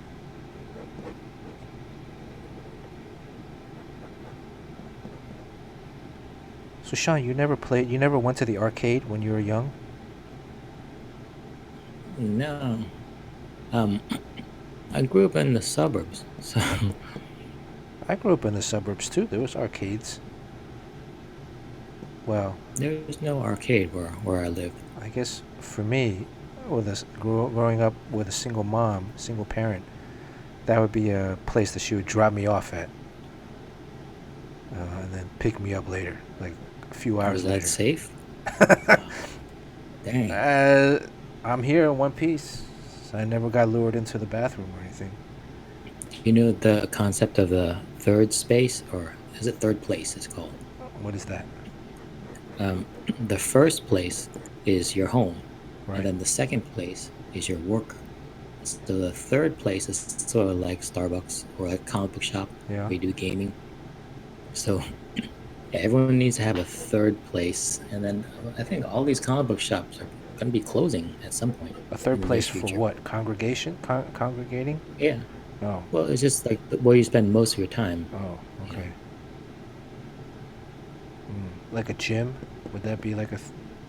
yeah, for some people, the gym is a third place. What about? And is there? The more places you have, the more balanced human being you are, or what? Or there's no No, I correlation with mean, the amount of spaces and. I think it's just the idea that there's big businesses that function as a third places, and those, well, the ones that are important to us are the comic book stores. Right. I mean, comic book stores is kind of like a bar, right? I've noticed Yeah, going into a comic book especially if they store, do gaming. Yeah, gaming now, but even so, like you go into, I'll go into, I go into a lot of my comic book store is DJ's Universal. Although I go to a lot of different stores, but I used to live right down the street from DJ's Universal here in Studio City, um, in LA. And so I'd go into that shop to like get stuff, and I'd notice I'd sit like stand in the corner, and people would come in and get their pull list, and then Kat, the owner, would spend like 5 minutes talking to each customer, and then move to the next guy, and then talk a little bit about, and they'd share like, oh, I read this, I read that, so it was like a very like a community. Um, so like yes, Yoji, like a comic book stores are like alcohol-free cheers, although maybe they should have alcohol, in the. yeah, beer and comics. How old is Prophet? Is he like a young guy or is he like a old guy? Like how much wrinkles should I put on his face? Well, Rob Liefeld put a lot of lines in his face. Yeah. You know what's amazing about Rob Liefeld is that he has this tremendous. Uh, he remembers your name. I remember one time. Um, I think this was at some show. I don't remember if it was Comic Con or WonderCon. It was one of those shows, and it was at the end of the show, and I only met Rob maybe like a couple times in person, and like years ago, back when we first started at Valley. Um, but then like, and this was like a few years ago. Yeah, at the end of the show, he was there. He was hanging out with some people, and I was like walking towards them, and then he was like, "Hey, Bernard," and I was like, "Whoa," I was like, "Oh, he knows my name." um, Or maybe, oh, remember he used to have his entourage, right? Remember Rick? Rick, right? Rick used to pack heat and then just kind of be like his bodyguard. Oh, Rick, that Rick. Yeah, Yeah, right. He used to carry a gun with. Whatever happened to him? yeah, I don't know.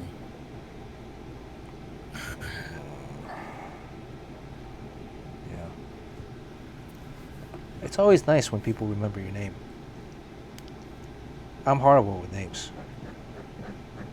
Yeah, I mean, it's amazing how someone can tell you your name, like just tell you, and then 1 second later you Yeah. don't know their name. And like I it's mean, it's very common. and it's Rob Liefeld. I mean, the amount of people that he meets and talks to, you know,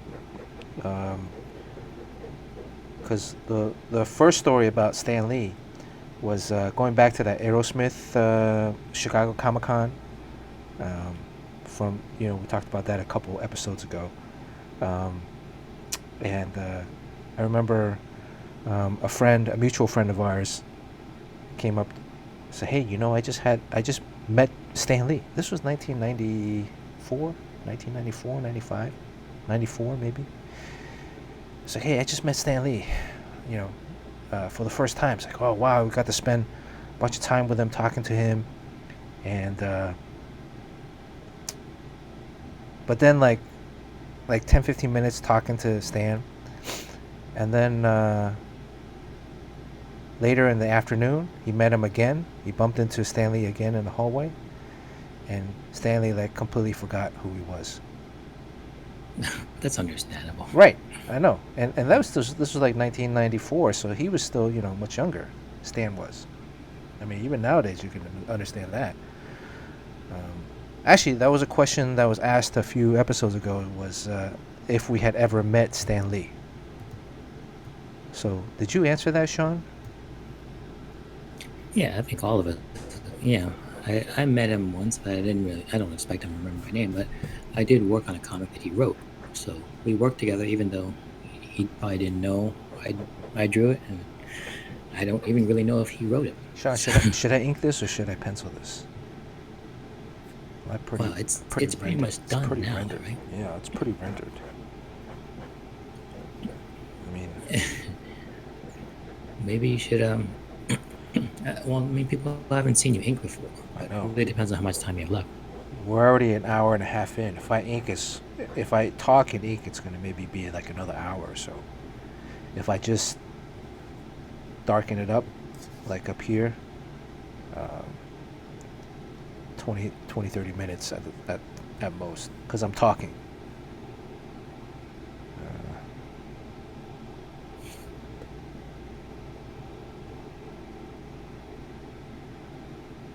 Rob is cool. Dan Frag is a homie. This whole crew is cool. I love Dan Fraga. Dan's a very cool guy. Always loved Dan Fraga. No matter if he's comic kid or not, he's still a cool guy. Dan Fraga is a very, very good guy. Yoji remembers when Rob had a spaceship built for a convention. And then he had two people dress up as Chapel and Bedrock. Yeah, I remember the Bedrock, like a huge Bedrock. I've seen pictures, yeah. Those were the coolest things too back then, like comics. I remember if you, wow, did the Blazers just beat the Lakers? Back then, like when they made they can make a Spider-Man real easily, but you remember when they had the Exo-Man of War at the Valiant booth? This was 1990. Was it 1994? No, 1995. 1995. No, 1994. 1994. Yeah, 1994. They had the Valiant booth. It was a double-decker booth, so it was 2 stories. And they had a guy in an Exo outfit. Wow, the Blazers beat the Lakers 193. Sorry, Steve. Steve's gonna suffer 2 losses tonight. Suli's gonna win this profit sketch. Hey, Roy Batty. He took shots from the logo again. Damn. Somebody pissed off Damian Lillard, and now he's gonna show up the entire NBA. Actually, also, the Magic won today. Was it today or yesterday? Orlando Magic. I mean, they pretty much have home court advantage because they're in the bubble. They're in the bubble, but it's in Orlando.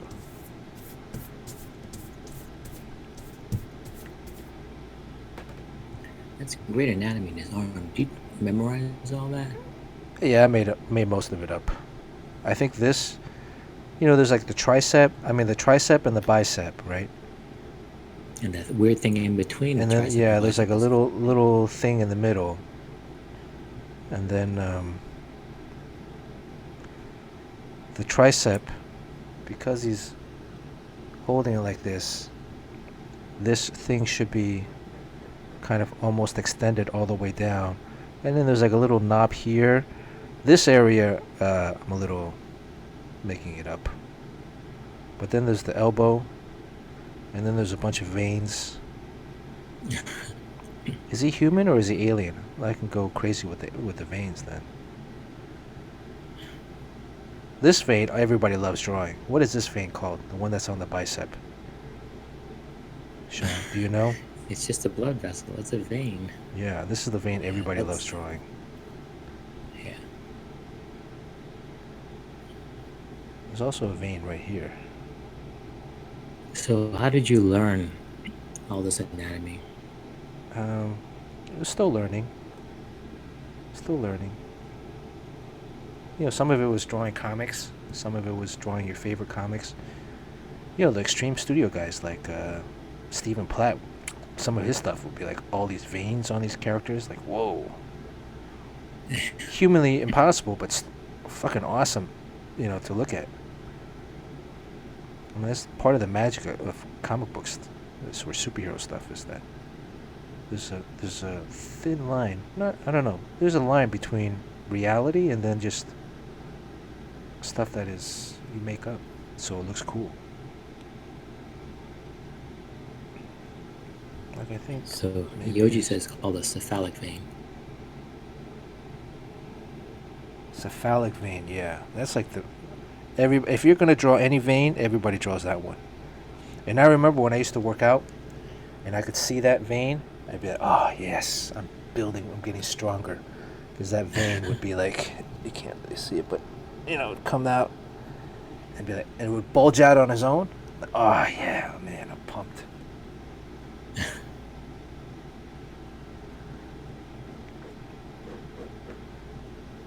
What do you think? Did you ever draw from like muscle magazines? I looked at muscle magazines. I don't know if I drew from muscle magazines. How about that one book that everyone uses? Did you ever do the, what was it, Bridgman or something like that? Bern Hogarth? Oh yeah, there's the Hogarth book, and then yeah, you know, I found that learning this stuff off of other people's drawings always seemed weird to me. So I would always go right to the photograph, to the real thing. That guy, Mike Hawthorne, now is doing a lot of these anatomy studies and stuff that you can actually buy. Yeah. And George Bridgman. I must have looked. I had an anatomy book. This was also before the internet. Now, I have a bunch of links saved up, bookmarks of like muscle photography. I forgot what magazine. Some kind of health workout magazine. They had some black and white and then color photo shoots of these different bodybuilders, male and female. And I use that as reference at times if I'm confused or uncertain about particular muscle groups. But a lot of anatomy that I first learned were through comics guys, my favorite artists. So, you know, you draw stuff that was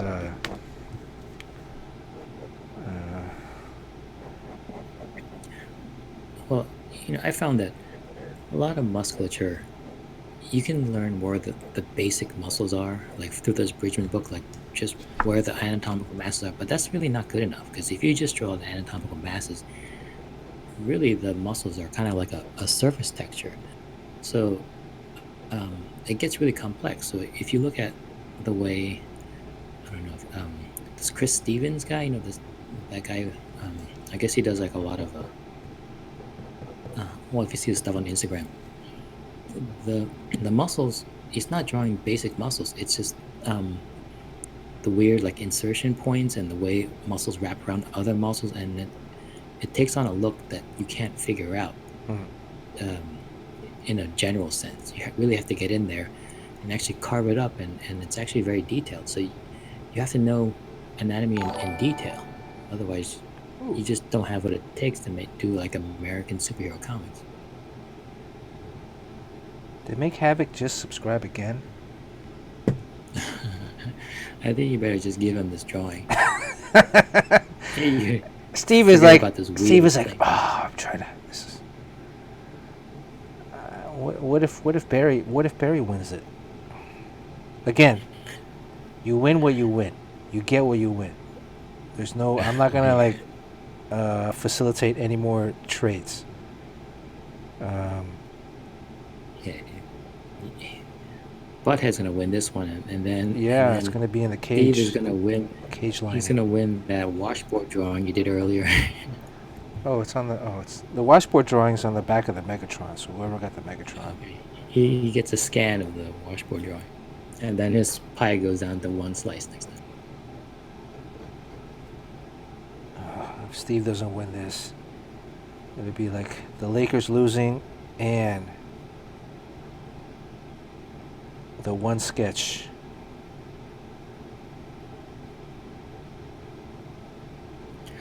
So you penciled this already. So you're actually going over the whole thing to darken it, right? Yeah. I made the executive decision not to ink it. As inking it would be too. I think I would Well, get too neurotic in terms of inking it. it's practically redundant. I mean, these don't look like typical pencils. I mean, with the pencils, you're actually caring about the line thickness, line quality in the pencil. So it's the same thing as if it was inked. It is, yeah, pretty much. I mean, you could probably scan this in, and you could Yeah, you could print that's this. pretty rare because you know pencils are usually much looser.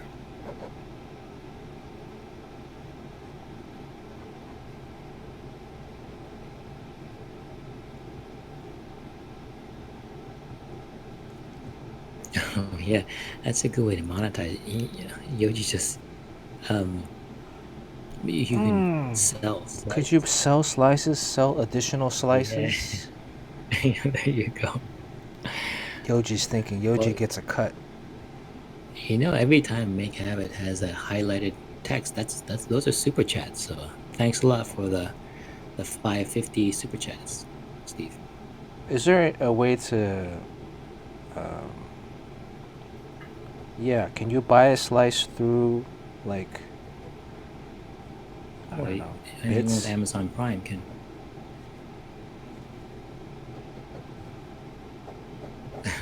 It's kind of lame though because it's like buying a lottery ticket. You'll spend the money, but you're not gonna win. So,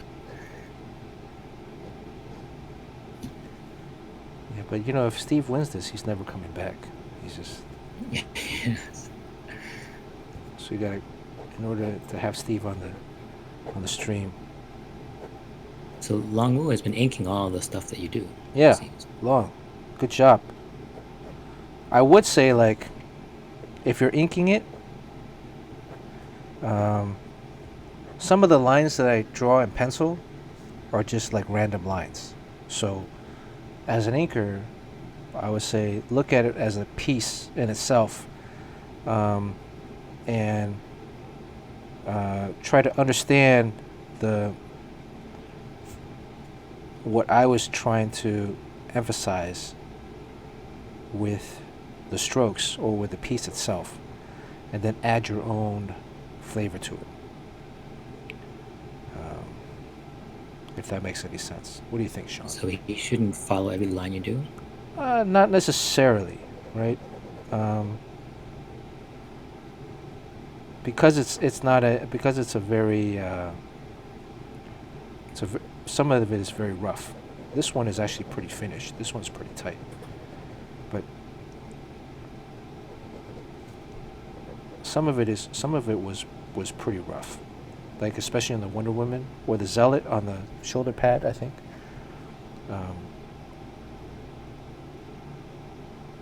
I noticed that was something that I remembered when I looked at it.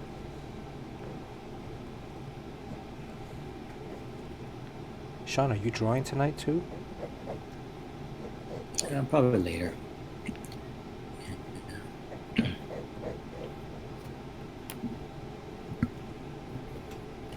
I'm doing a little promo piece for the digital drop for the book. Yeah. A little, like a one-page comic that kind of, I think it's pretty fun. I mean, I'm gonna put up my Instagram. Actually, this is a question for you. Is Marcello, does he take on any coloring gigs? Like if I had like a maybe like 1 or 2 pages worth of color, or is he just booked? He's pretty busy, but you should reach out to him. I'll give you his contact info. Okay. I mean, he's So Longwood wants to know whether I have any pencil. You know, I think um, with your stuff, Bernard, yeah, I think your line weights and everything, it's a real pleasure to ink because a lot of it's there, and you can kind of see how the thick and the thin look really cool, and you can kind of just riff off of that with inks. With mine, I'm drawing all the objects, but there is no regard to line weight. In fact, a lot of times the line weights are opposite because I'll draw the figure first and then I'll draw the background behind it, which kind of makes sense. But while I'm drawing the background, the figure gets rubbed away to the point where it's actually lighter than the background. So when the inker comes in, they have to come in and kind of set everything back in place and put in all the line weights where I didn't do that. So it's it's a bit harder inking my stuff. That's why I always think you should ink your own stuff, Sean. Lucky Realm. What was the other guy? Lucky Realm? Was that the guy that I just followed earlier? Thank you so much. Yeah. But yeah, I think you should ink your own stuff. I think I look at your pencils, and they're pretty much like this already. You know? Yeah, maybe. I mean, they look a lot cleaner when you zoom out and see from afar. But I spent so much time on the pencil phase that I think to even add in the inking would take even longer. So I'd have to hand it off to someone for scheduling reasons. So I guess Steve wants to know my drawing schedule. I have that bad habit. You know, I succumb to procrastination like anyone else, but I have the bad habit of just drawing whenever I'm not doing anything else. So, and all the open time left over, that's when I draw. And that's bad because you should really stick to some sort of schedule and draw in a large block with taking scheduled breaks. I think is probably the best. Sully still wants the ink. I saw you doing that piece, the one with the girl sitting on the ledge of the building, and you're doing all sorts of techniques. Like you represent gray in 100 different ways. Yeah, like fingerprints going, you like white out and smudging, all that stuff. It's like you're doing a painting.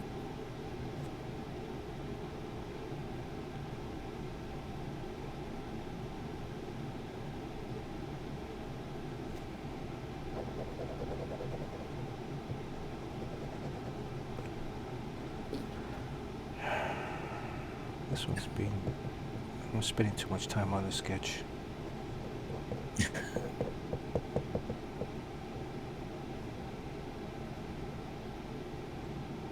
I wonder if Just Some Dude is on tonight. It'd be really cool if Just Some Dude won this.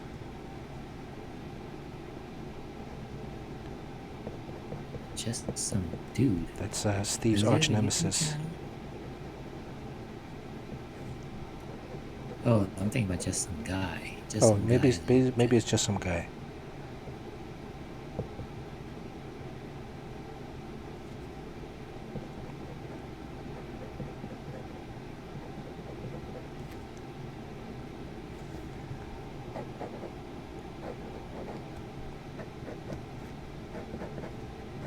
So any other parenting tips? Also, when I'm inking too, I noticed that right now I'm almost in the mindset of inking because I'm moving the paper a lot. Right? I'm trying to get that perfect line. And the perfect line is my hand here moving the paper around. Whereas if I'm penciling, I'm not so concerned with the perfect line. So I'm able to leave the paper more at as is and then just move my hand around. So the moving the paper around, is that because your wrist, if you plant your wrist down and then you can flick these smooth arcs. Yeah. It's easy to make arcs, but then it's hard to make arcs the other way. So you move the paper until the arc matches the one you can make cleanly. Right. Yeah. So it's really the flow of the wrist.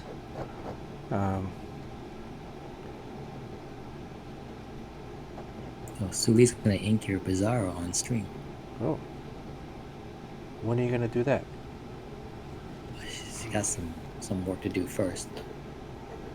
But she's very good about promoting her stream, and then you can see what the subject is, which is something we don't do. We just kind of pop up out of nowhere and say Yeah, we we're gotta we streaming. gotta put a little bit more effort into that.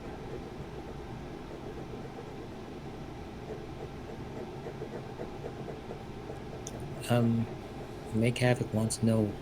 Make Havoc is screaming with a super chat. What's my dream comic that I want to draw? Um, I don't know what I think. A lot of the as artists, we kind of have our own stories, and I've been kind of saying this a lot, where we have a lot of times this like big sci-fi thriller in our heads that never gets done because it's so big and it's so personal and it's like a big epic. Because for some reason, as artists, we just can't do like an 8-page story. So um, I have one of those, but I don't think I'm ever going to do that. But the one I just did, that's going on sale in September. That's um, Within it's very different from anything I've done, and I found it to be very creatively satisfying. I like doing that a lot. So that's probably it for now. And then I don't really know what I'd be interested in. It's really weird when you take the client away.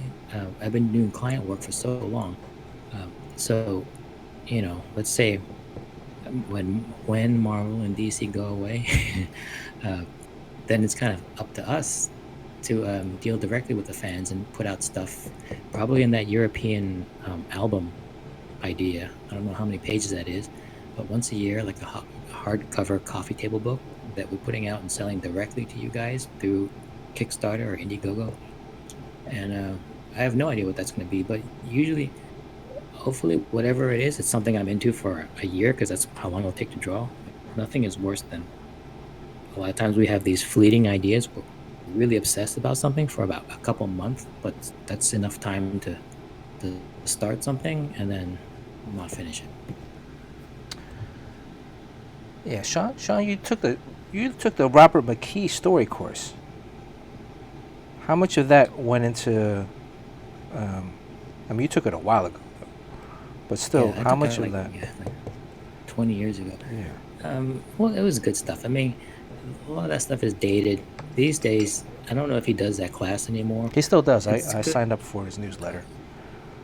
Okay, but there are people who are saying that that stuff doesn't really apply anymore. It's good basic stuff, but I don't know if he's changed it around. But if you look at anything that's streaming now, or because people have so many different outlets where they receive story stuff and they view so many TV shows and movies, we get very used to the formula, and then everything just becomes invisible. Like if you do it the traditional way that screenplays were done 20 years ago. So these days, everything is called pitch perfect authentic, which is just bizarro stuff. If it's not bizarre, then it doesn't get viewed. So you have to throw a lot of that stuff out the window, or at least understand it completely, so you can kind of deviate from it. Right. Because so many people have probably fallen into that um, Robert McKee storytelling. I mean, it's good common sense stuff. So I learned a lot, and I applied a lot of it. Um, so yeah, I mean, if anyone there is writing their own story, um, especially in the type of story that we do, if it's science fiction or something that is a little bit fantasy oriented, you have to get across the rules of this world. And that's basically called an info dump, which is a horrible thing in comics, especially when people don't like to read. So how do you impart all the rules of the universe so that people can understand your story, um, but then do it in a way where people don't leave the book because it's such a long, tedious thing to write. So his class will just kind of like tell you how to how to do it, um, so that yeah, and that's what my book is about too. So I in there I talk about how to handle info dumps. So So your all sorts story of good was stuff. also like informative in terms of. Well, it became, I mean, when Carl wanted to reprint it, because he gave it away free online, his idea is like he's going to put it on the complete story on the Instagram. Yeah. So the printed version will have extra stuff. And what's weird is it's like me talking about the writing process and the art process. And I feel like I can talk about the art process because I'm an artist, but I don't know what business I have talking about the writing, but I think um, I know enough, even though it's my first writing thing. I know enough about the nuts and bolts of it to speak about that.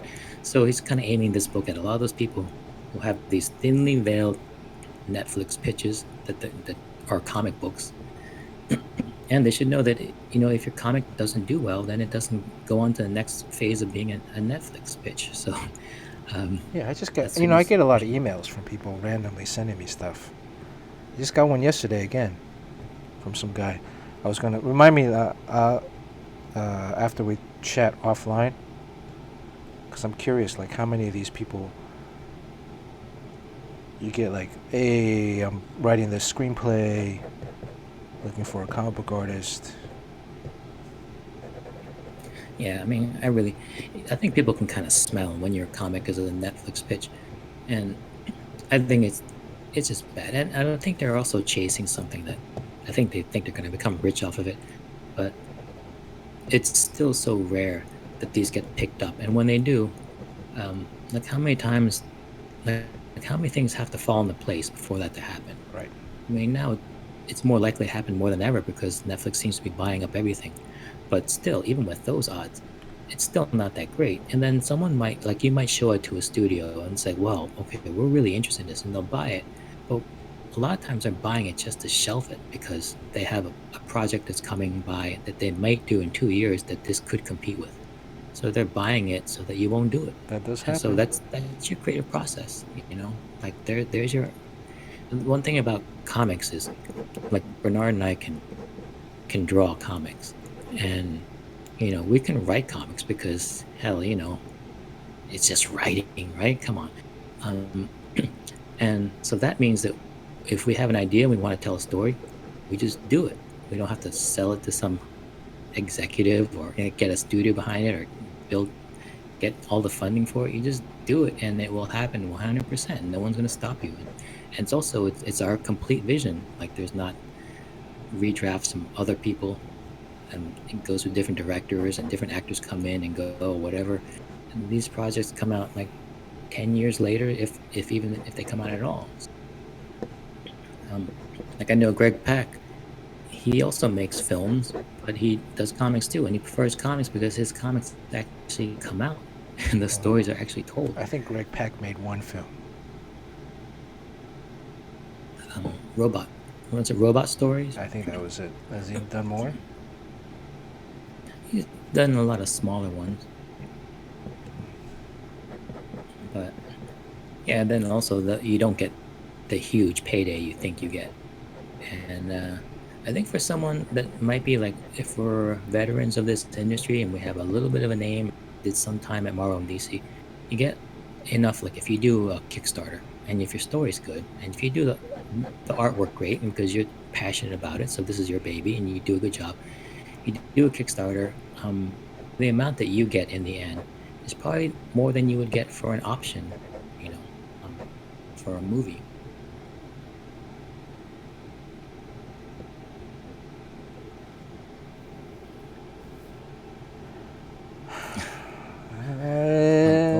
Golf boy, yes. This is, Yeah, you gotta. I'm pushing down on the lead, but some of it is just. is this 0.5? This is a 0.5, yeah, 0.5. 0.5 HB or harder? Probably an H. Oh, okay. So that's hard, especially now. You probably have some humidity there in California.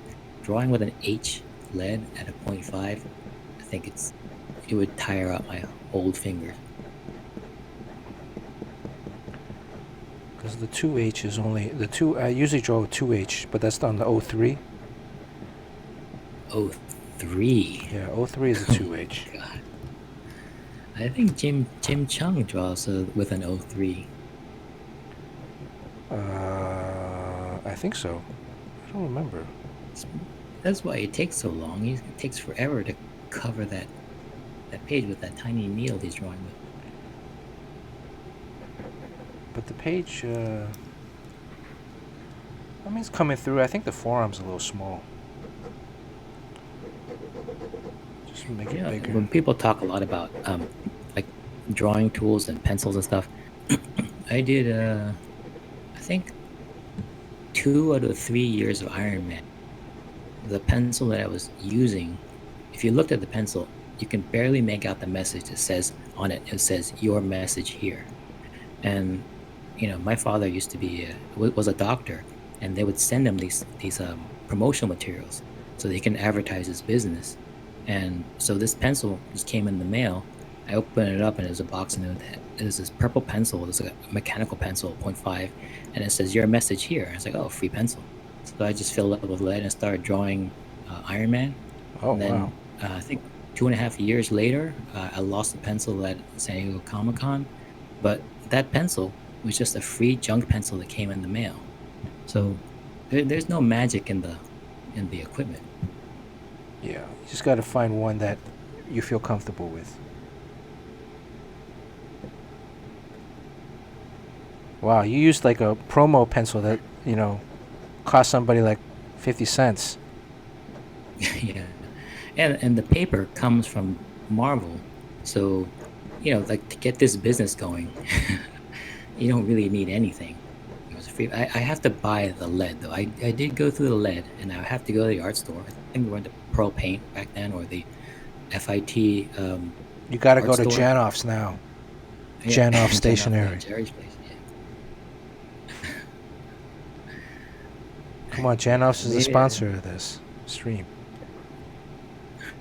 They provide. I remember you used to have a mechanical pencil, and like a lot of artists, you fill it with lead, and then there's always this lead inside of there already. So you had this kind of like a Russian roulette of lead hardness.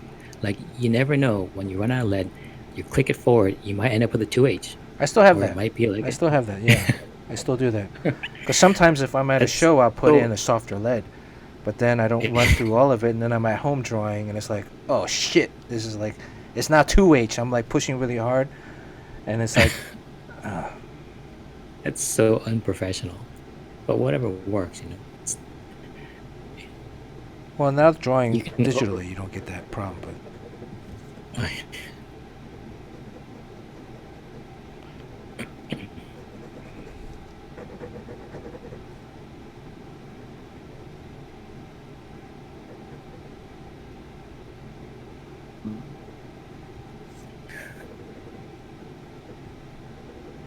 that's great. Like when you darken all the lines, I would think that the underdrawing, the gray lines underneath, the sketcher stuff would kind of be really messy.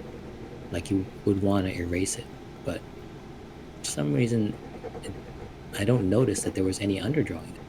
yeah, it becomes like kind of like tonal.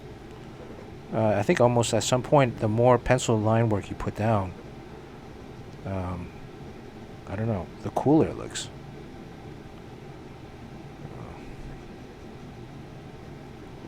Yeah, that's something I learned. Like I used to leave a lot of figure open, and I would just put in shadows where the shadow parts are. But if you can find a way to completely wrap the whole arm with lines, all of a sudden it becomes real.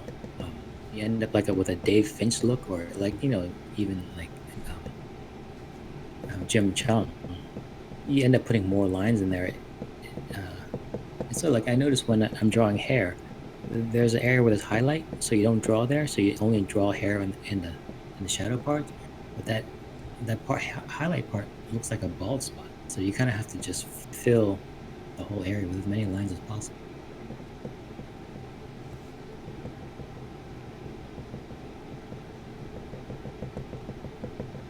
It'd be a real shame if Beavis and Butthead won the sketch. Well, I mean, you're really gonna deny Make Havoc this one that he's been waiting for? I mean, I think you're really relying on happenstance for who gets this. It's the wheel.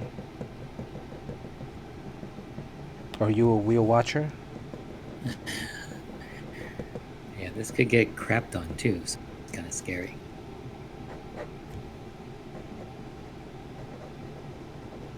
All right, almost there, almost done.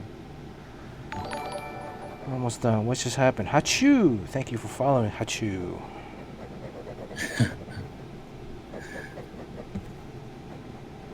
Hachu. Hachu, where are you based out of?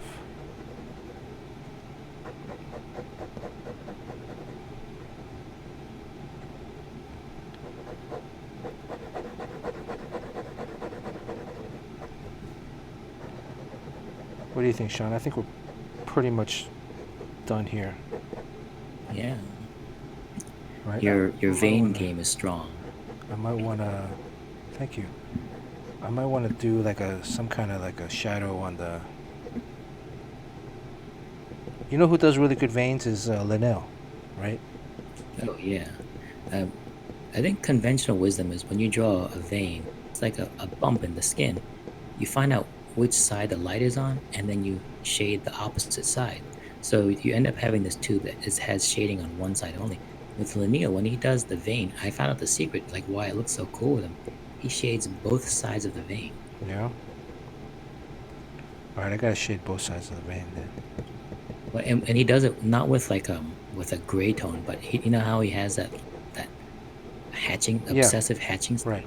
to put these tiny hatching marks all the way down the arm to make one side the shadow side of the vein, and then the other side has a shadow too. So you know the light source is coming not from one side; it's coming from straight ahead. So both sides get a shadow, and those veins look sick, man, like crazy.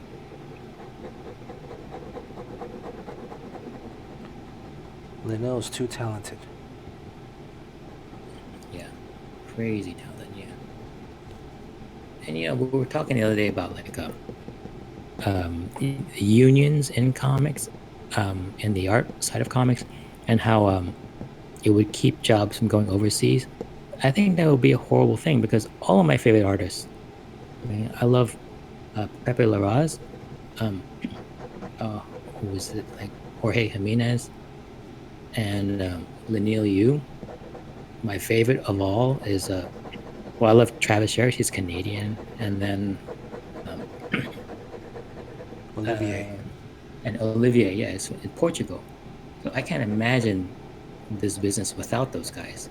I'm trying to think of, do I like any American artists? I mean, and it really, like a lot of times, it's the company's goal is to cut costs by going over there. But as a result, they've got some amazing talent.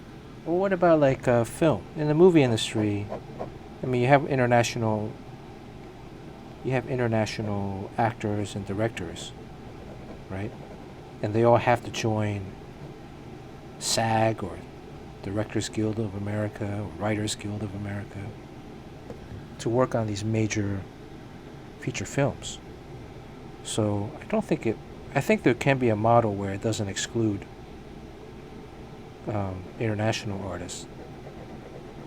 I just don't know what the solution is. But you would think all those guys that work on those films, they all have to be part of SAG or they have to be part of Directors Guild. So, Right. and a lot of production goes overseas that are union projects. So what happens there? You know, Adam Glass, who wrote Teen Titans, he was shooting a TV show. He was directing showrunner on a TV show that's being shot in Spain. You know, with both Spanish and American actors. And I'm assuming that's a union gig, because I'm assuming he's a union writer and director, showrunner. And if you're in a union, you can't work on anything that's not union. So I think there is some kind of compromise. I don't think any kind of union would negate international guys. And in fact, it might be better for the international guys because they might see a bump in pay. Yeah, I remember when we ran into David Macho Mm-hmm. not too long, well, a while back. He says he keeps the rates for his artists high, so it doesn't compete with the American artists, and he does that for us. It's like I'm not going to undercut you guys, Yeah. so charging Marvel the full rate for Yeah. work outside the country. Encourage everybody to get full rate. And what do you think the full rate gets in the Philippines? I want to ask Lanil that. Get you a nice house. Get you a couple motorcycles, a couple ninjas, a couple of the. What was the one that somebody said earlier? What was that NC 1701? What was the one that somebody mentioned the bike last time that you said, oh, that's the top of the Oh line yeah, engine. yeah. I know the NCC 1701 is the Enterprise. Well, I mean, that's great. I mean, the best place to live, I guess, is the Philippines because of the exchange rate, and then the worst place to live is where I live. It's like New York City. I don't know. Comic book artist salary is tough. Well, is the rent's going down in New York, right? Yeah. But see, the thing is, it doesn't work. It doesn't do much for me because I own this place. Yeah. And I'm seeing my home value go down. So has it gone down? It hasn't yet. Nothing's really moving yet. But whatever. I mean, I put a lot in this house, so that's what allows me to draw comics. I mean, you can't make a living doing comics, but You can make a living doing comics. I make a living doing comics. Well, I mean, the thing is, you also draw fast and you stuff, and then you can sell your artwork. But the way I work is very strange. I happen to fall between the cracks. I only pencil in which there are no originals, and I'm also not that fast. So no matter how good the stuff looks or whatever, I can end up being an A-list artist at DC, but then also be making minimum wage. Speed does play a factor at some point.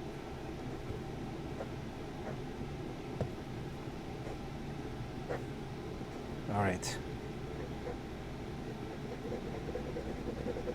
Yeah, that's cool. Okay. Oh, the textures and surfaces are great. I can feel like the metal and the veins and the hair and everything. Yeah. Cool.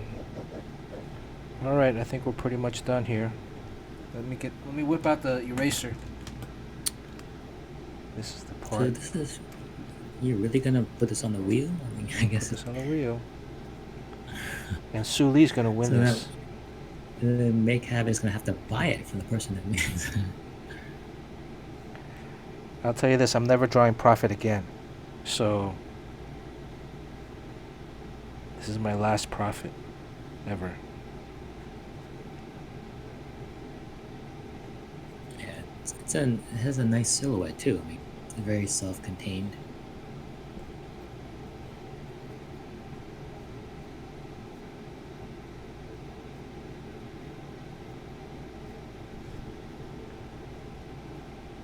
I think it's funny that, I mean, if you draw all the time,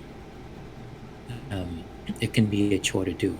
And I know when we do a convention together, I'd be drawing like crazy just because I'm making money. But then you would rather not do any commissions. Yeah. You would turn people away. Yeah. You would hide, and you would not be there. You just rather talk and do portfolio reviews. But you would do anything to avoid drawing.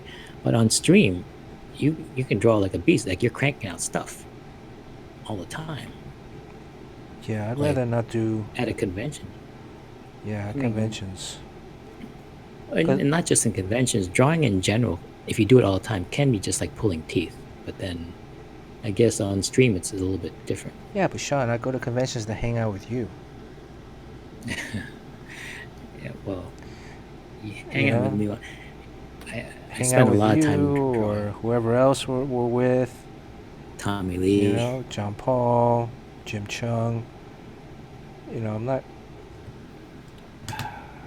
so focused on, because we all live in different parts of the country, so this is like the one time that we can see each other, hang out, joke around. I mean, some of the most fun memories are at shows from just goofing around. It's a good idea to do the pre-show commissions for pickup and then hang out. I mean, I can't tell. I intend to do a lot of networking at these shows, but when I get there, I have this kind of illness where you sit down at your table and then all of a sudden a line forms and everyone wants something, and then you gotta try to find an excuse not to do a drawing for them. I still end up getting like a dozen commissions a day, and there's not enough time to do it. So I was like, well, I'm not going out to dinner. I'm not going out to drinks. I'm not going to the bar or whatever. I'm going to draw in the hotel room. And eventually I say I'm not going to go to sleep. And then the show's over.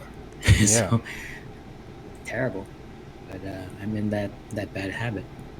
I used to get on you guys for doing commissions in the hotel room instead of going out. Remember we used to go Yeah, I out mean, to Ole Madrid? yeah, That was like our it was favorite great. restaurant. That place is closed now.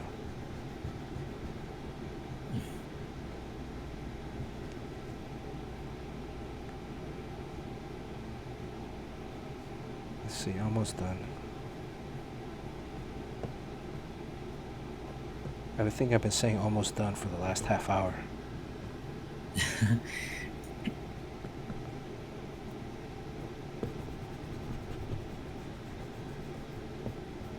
Yeah, I mean, yeah, Yojimbo says it's yeah. There's a lot of artists that I don't think they intend to steal from people, but when you're making that transaction at the table, you're like, yeah, absolutely, I will do this. This is on my mind. I'll do it. And you get home, you're like, ah.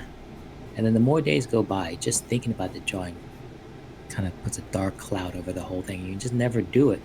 And then that guy just and you just essentially stole from someone. So I hate that. Right as of now, there's one person I owe a drawing to that I'm holding his $100, and he's been waiting for um, almost a year now. But I didn't expect to be doing monthly comics again, and he's been very good about understanding. I offered to give him his money back. In fact, I would love to give him his money back so I can get this monkey off my back. Yeah, me too. Somebody got a $500 commission, and I'm like, hey, you want your money back? Yeah, please take your money back. I really don't want to do this drawing. All right, profit. Yeah, that looks great.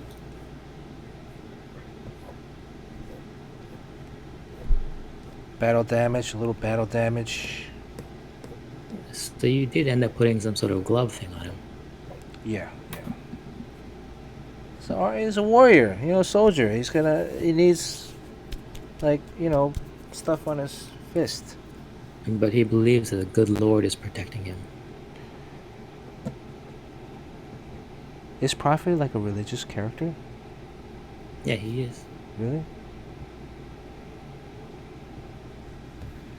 All right.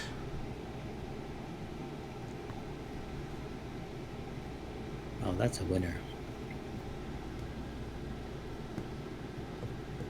Okay. All right. Let's. No, I gotta stop. I stop and then favorite part. Favorite part. Where is my Streamlabs window? Why don't you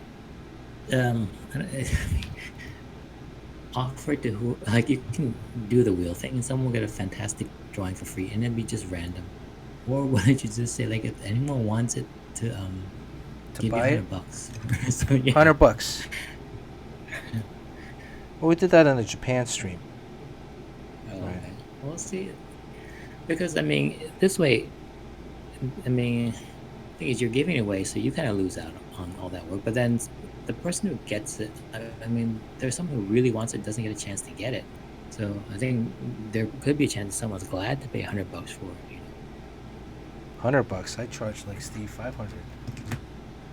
Yeah, I mean, Is he listening to this? mean,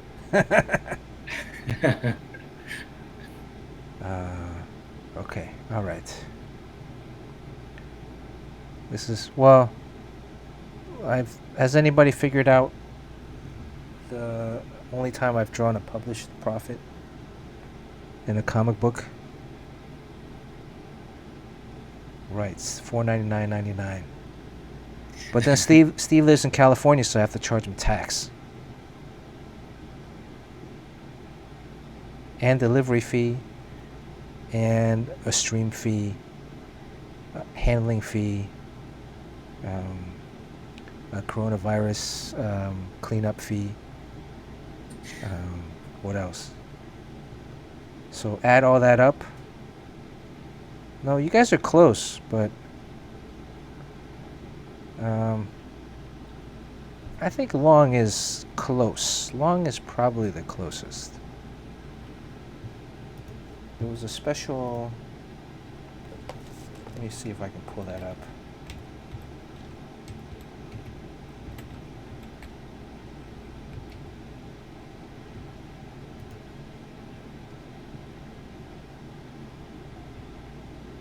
And the issue had Mother God in it, I remember. Oh. So that's the make preview? Yep. Well, now, Sean, you're giving it away. No, I'm reading what Long just said. Oh, you read that? Prelude, yes. Yeah. There's a back then there used to be 2 distributors. And now there are none.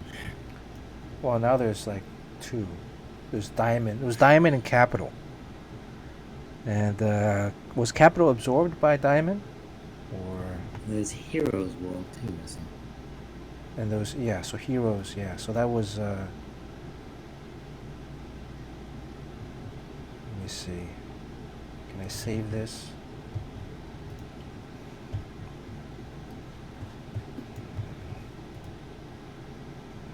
Two hours and a half.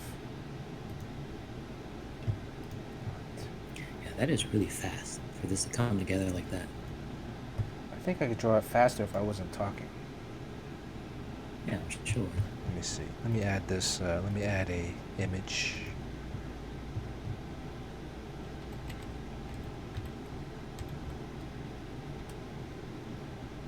Let me see if I can find it on my browser.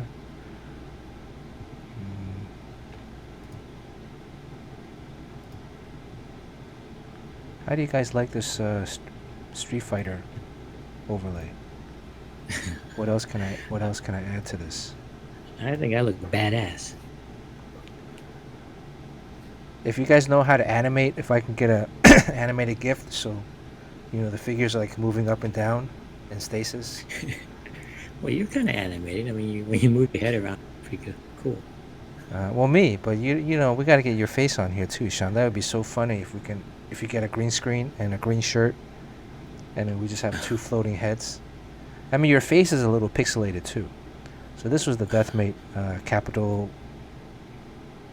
preview. Deathmate preview. Yeah. So that was my only previous Prophet sketch drawing. Oh, this is your cover? Oh, that's cool. Yeah. Covering. I can see the Barry Windsor Smith influence. Yeah, this was a very Barry Windsor Smith influence. Nowadays, like all that spiral stuff, I would probably do that in digitally. Oh wow! So you drew that sunburst. Yeah. That Japanese rising sun sunburst. I did draw a Japanese rising sun. Well, it was the opposite, reverse sun. It's reverse. Plus, there's more rays, so it's not really the rising sun. Just a digital thing. Was that Erica? What was her last name? Erica Pierce? Pierce. Erica Pierce? Was that named after Fred? Yep. Oh. I just put 2 and 2 together just now, 30 years later. This hand is kind of wonky on her. On Oh, did you God. see on Clayton Henry's Instagram? There's a drawing that he did today. There's a reference to something from like the 80s that I understood. Was it a flash drawing? It's a picture of this guy wearing this ugly shirt, and it's from a sitcom from a long time ago, and I don't think anyone would know it, but when I thought, I instantly knew, and there were some people in the comments who knew what it was. Look. Yes. Oh, you came. I guess this is the one animated thing we can do.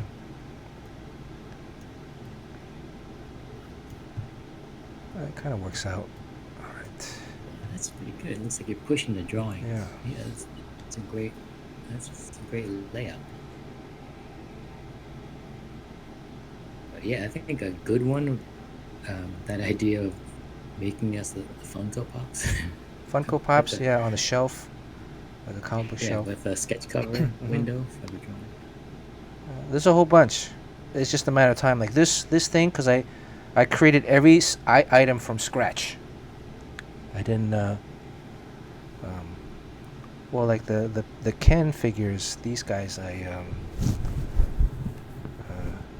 used the.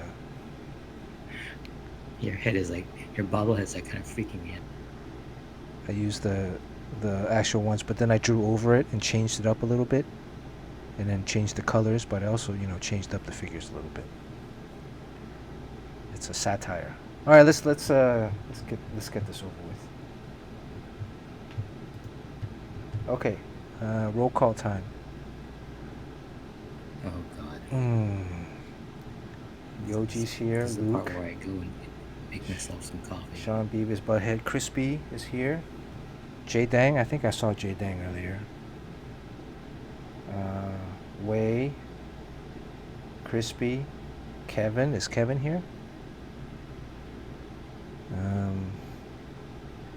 Kobe. Barry. Golf Boy.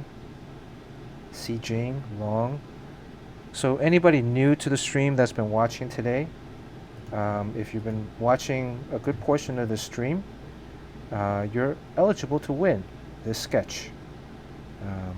The more times you come on, the bigger your slice gets. So you look at Kobe, which is Make Havoc, since he's a Laker fan. He is the most unlucky person in the stream because he hasn't won yet. That's why his slice is so big.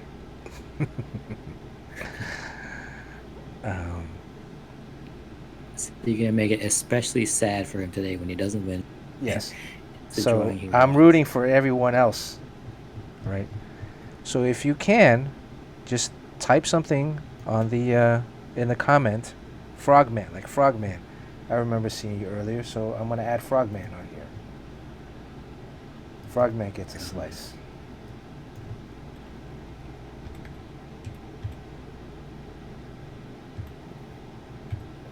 Frogman gets a green slice. Who else? A to the J. A to the J. Steve, you know we love you. Steve, Sue Lee gets an extra slice today too. A to the J.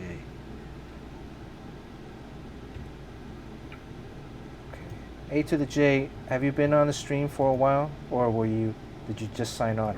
If you just signed on, let me think about a question.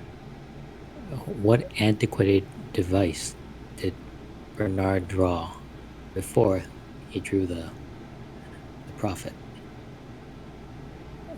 Oh, right. What would you call that thing? Yeah.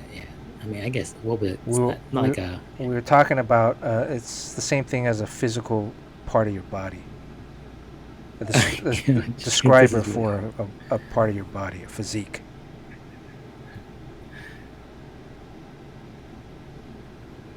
So, anybody else? Any new people? Right now, just looking for new people. Serial hero. Is James Koo here? James Koo's not here. Hachu, right? Hachu followed. James Koo's not here. No, knock that. Hachu gets one. So the more people you add on, like Kobe's slice gets proportionally smaller. Well, yes and no. Yeah. And if you're a subscriber, you get an additional slice. And if you're a subscriber, what happens is also, if you're not here, I keep the slice on. But if you're not a subscriber, next stream that would give something away. If you're not here, you lose the slice. You start back up at 1 again next time you show up. Kobe's is still pretty big. Kobe and Barry. Barry, go Barry. Come on. Come on, Barry. Go Barry. Go Barry. Bane Wrecker. Bane Wrecker. Steve's like, shut up, everybody. Shut up. Steve said he gets an additional slice too, right? Yes, because he subscribed today. Right. And thanks for the $10 super chat. By the way, those super chats we're going to collect in person. Cash. With a baseball bat. Bane W. Okay. I'm running out of colors too. There's like Bane record, you're blue. Hachu, you're red. A to the J, you're kind of like a brown. So just look for it. Right. Frogman, you're like a bright green. Oh, look, Crispy Papa's being generous here. Oh, Crispy Papa's saying. Well, Yeah, you can give. you're allowed to do Yeah, that. okay. You can give. I guess you can give your slice to someone. Yeah, that's fair. I mean, I would say like you can just not be eligible, but I guess you can give your slice to someone. So Well, you that's. just give him the damn drawing when you win. Well, That's really nice, either. That's pretty decent. I mean, this is a good drawing. all right. So let's. Anybody else? Any new people? Look at that. Mr. Joshua is pulling for Steve. There's all these people pulling for Steve today. Well, somebody's going to be Damian Lillard and pull up at the NBA logo half court and sink a three-pointer. Okay, so Or let's he's see. going to become Matthew Lillard. Yoji, you're at 2. You go up to 3. J Dang, you're at 2. You go up to 3. And if you've won, you stay at 1 or 2 if you're a subscriber. Maybe just 1. If you've won already, you stay at 1 for a couple of weeks until we forget.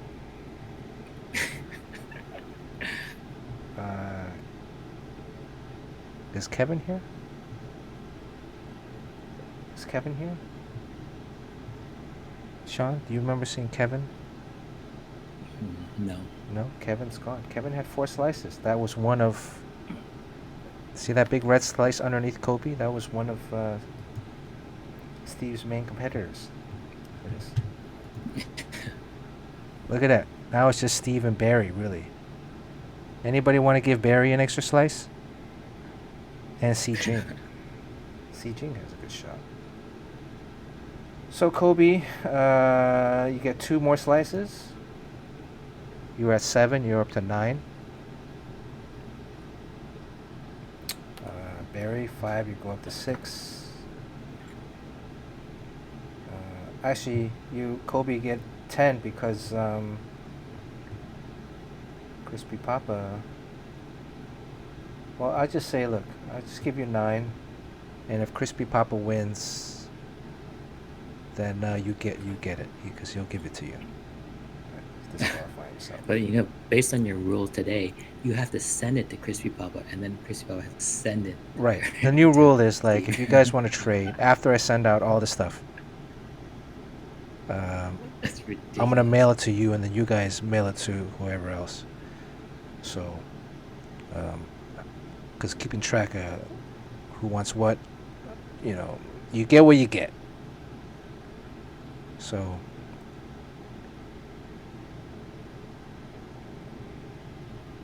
Barry, you're at 6. Barry subscribe. Oh, that's right, 6, 7. Golf Boy, 2. Golf Boy 1 is actually 1. C Jing, you're at 5. Add 1. Long, is Long here? Long was here earlier, right? I remember seeing Long. Serial Heroes. Yeah, he keeps on saying that. Like at this time of night, if you keep on saying slice, everyone just gets. I love a slice. Serial Heroes, do you want a slice to win the sketch? Has Serial Heroes been here? Is he? Serial Heroes, are you?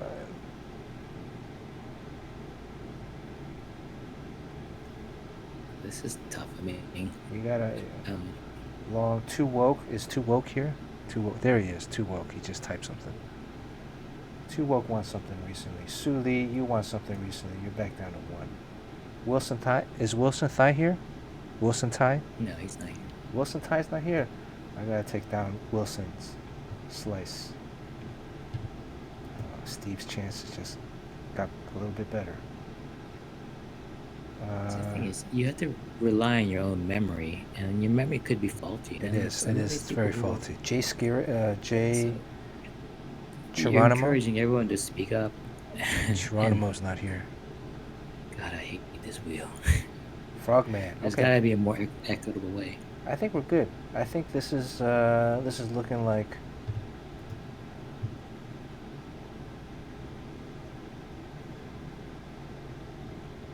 Look at that Kobe. Look at that Kobe slice.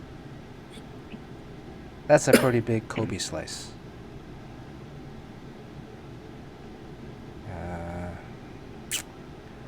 Cereal, too late.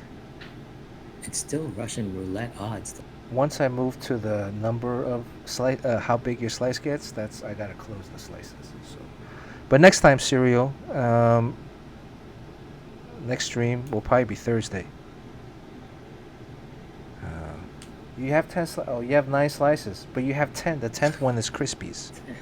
Look at that slice. Steve, Crispies is crispy is like a bright pink. So you see like see if you go to your slice, the white one, green one, teal, purple, and then that pink one, that's Crispies. So if it lands on that one, you win too. I know. Jim uses a randomizer. What is that randomizer on Streamlabs, or is that another app site? Like this one, because when it spins, I'm just hoping somebody will throw up from an epileptic seizure. All right, this is the last call. Anybody have complaints about the size of their slice besides Steve? I think we should write down. Eventually, one of these days, I'm going to look back over all the streams that we've done. This is number 19. Actually, this is number 20. Even though this is episode 19, this is technically the 20th.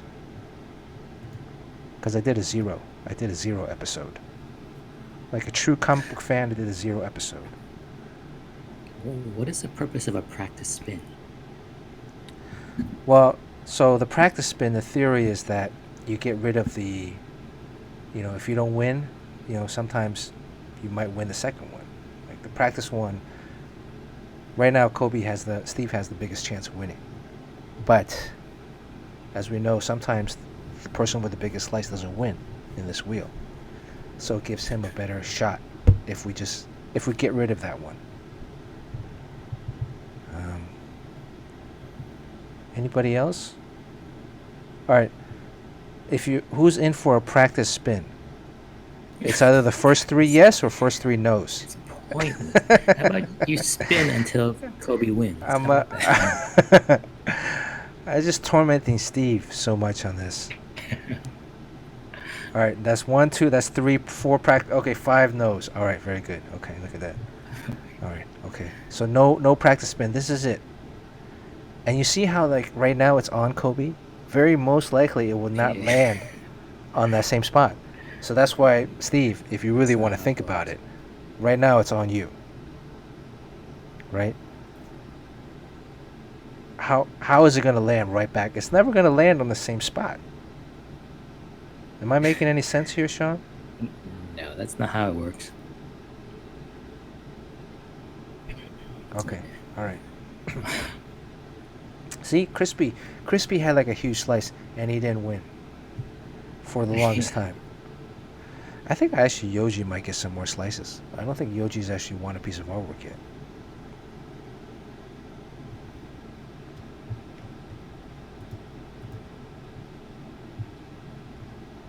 Yoji, you want an extra slice?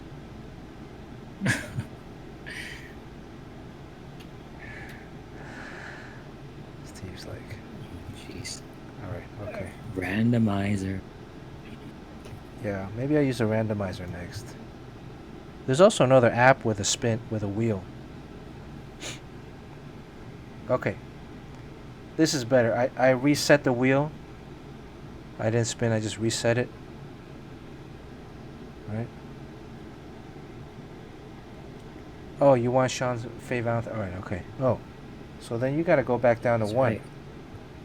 Oh no. Yeah, Yoji's back down to 1. Alright, that's even better. Okay. Save setting. Okay, this is it. This is the spin. Right now. Good luck, everyone.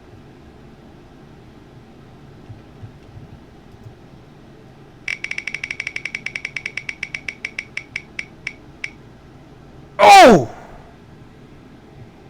Oh!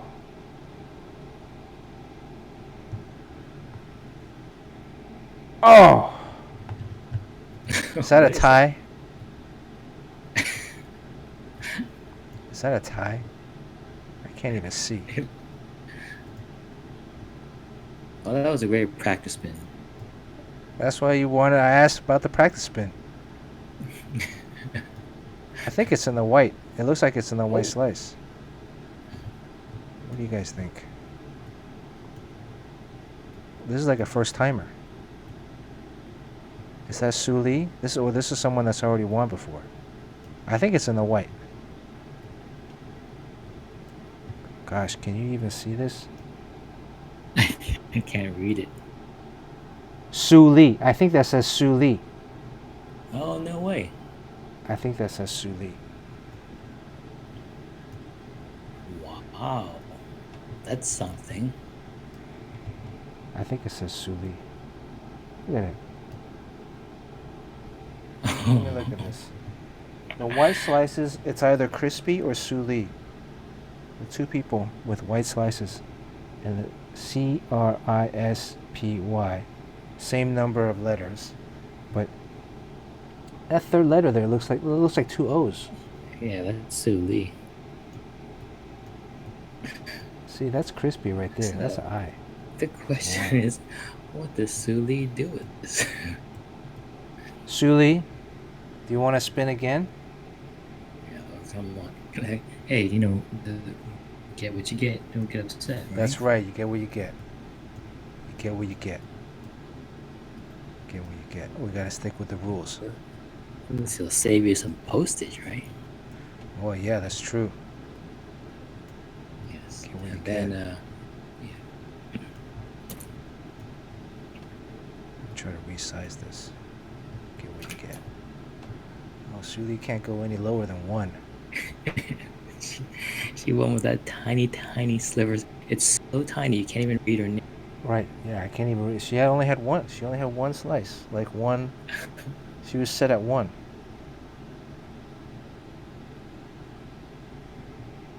Yeah, even if I made your thing 10. All right. How's that for some drama? Su Lee is the Damian Lillard of this stream. Laker killer. And Steve is the Matthew Lillard of the stream. Steve, man.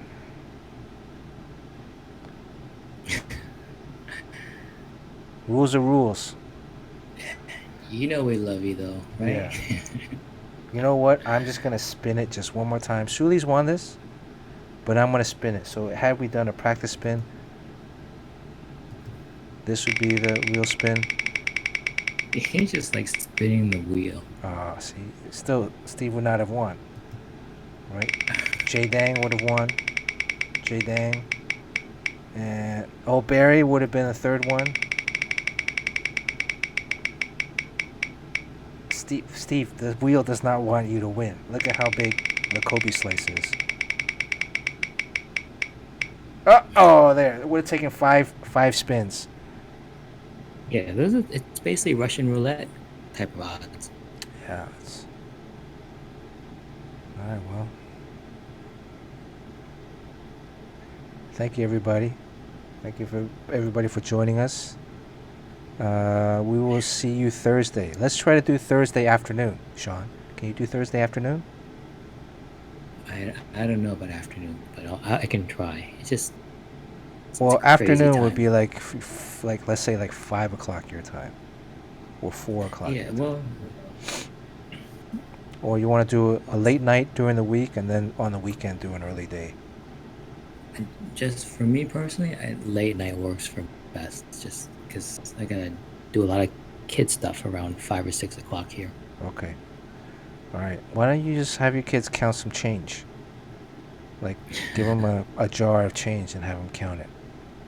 That'll be like an hour or two. Um, sorry, Steve. Um, on that note, So yeah, we'll figure out a schedule of Thursday, maybe around the same time, 10 p.m. Eastern. Um, so Thursday's drawing will be profit.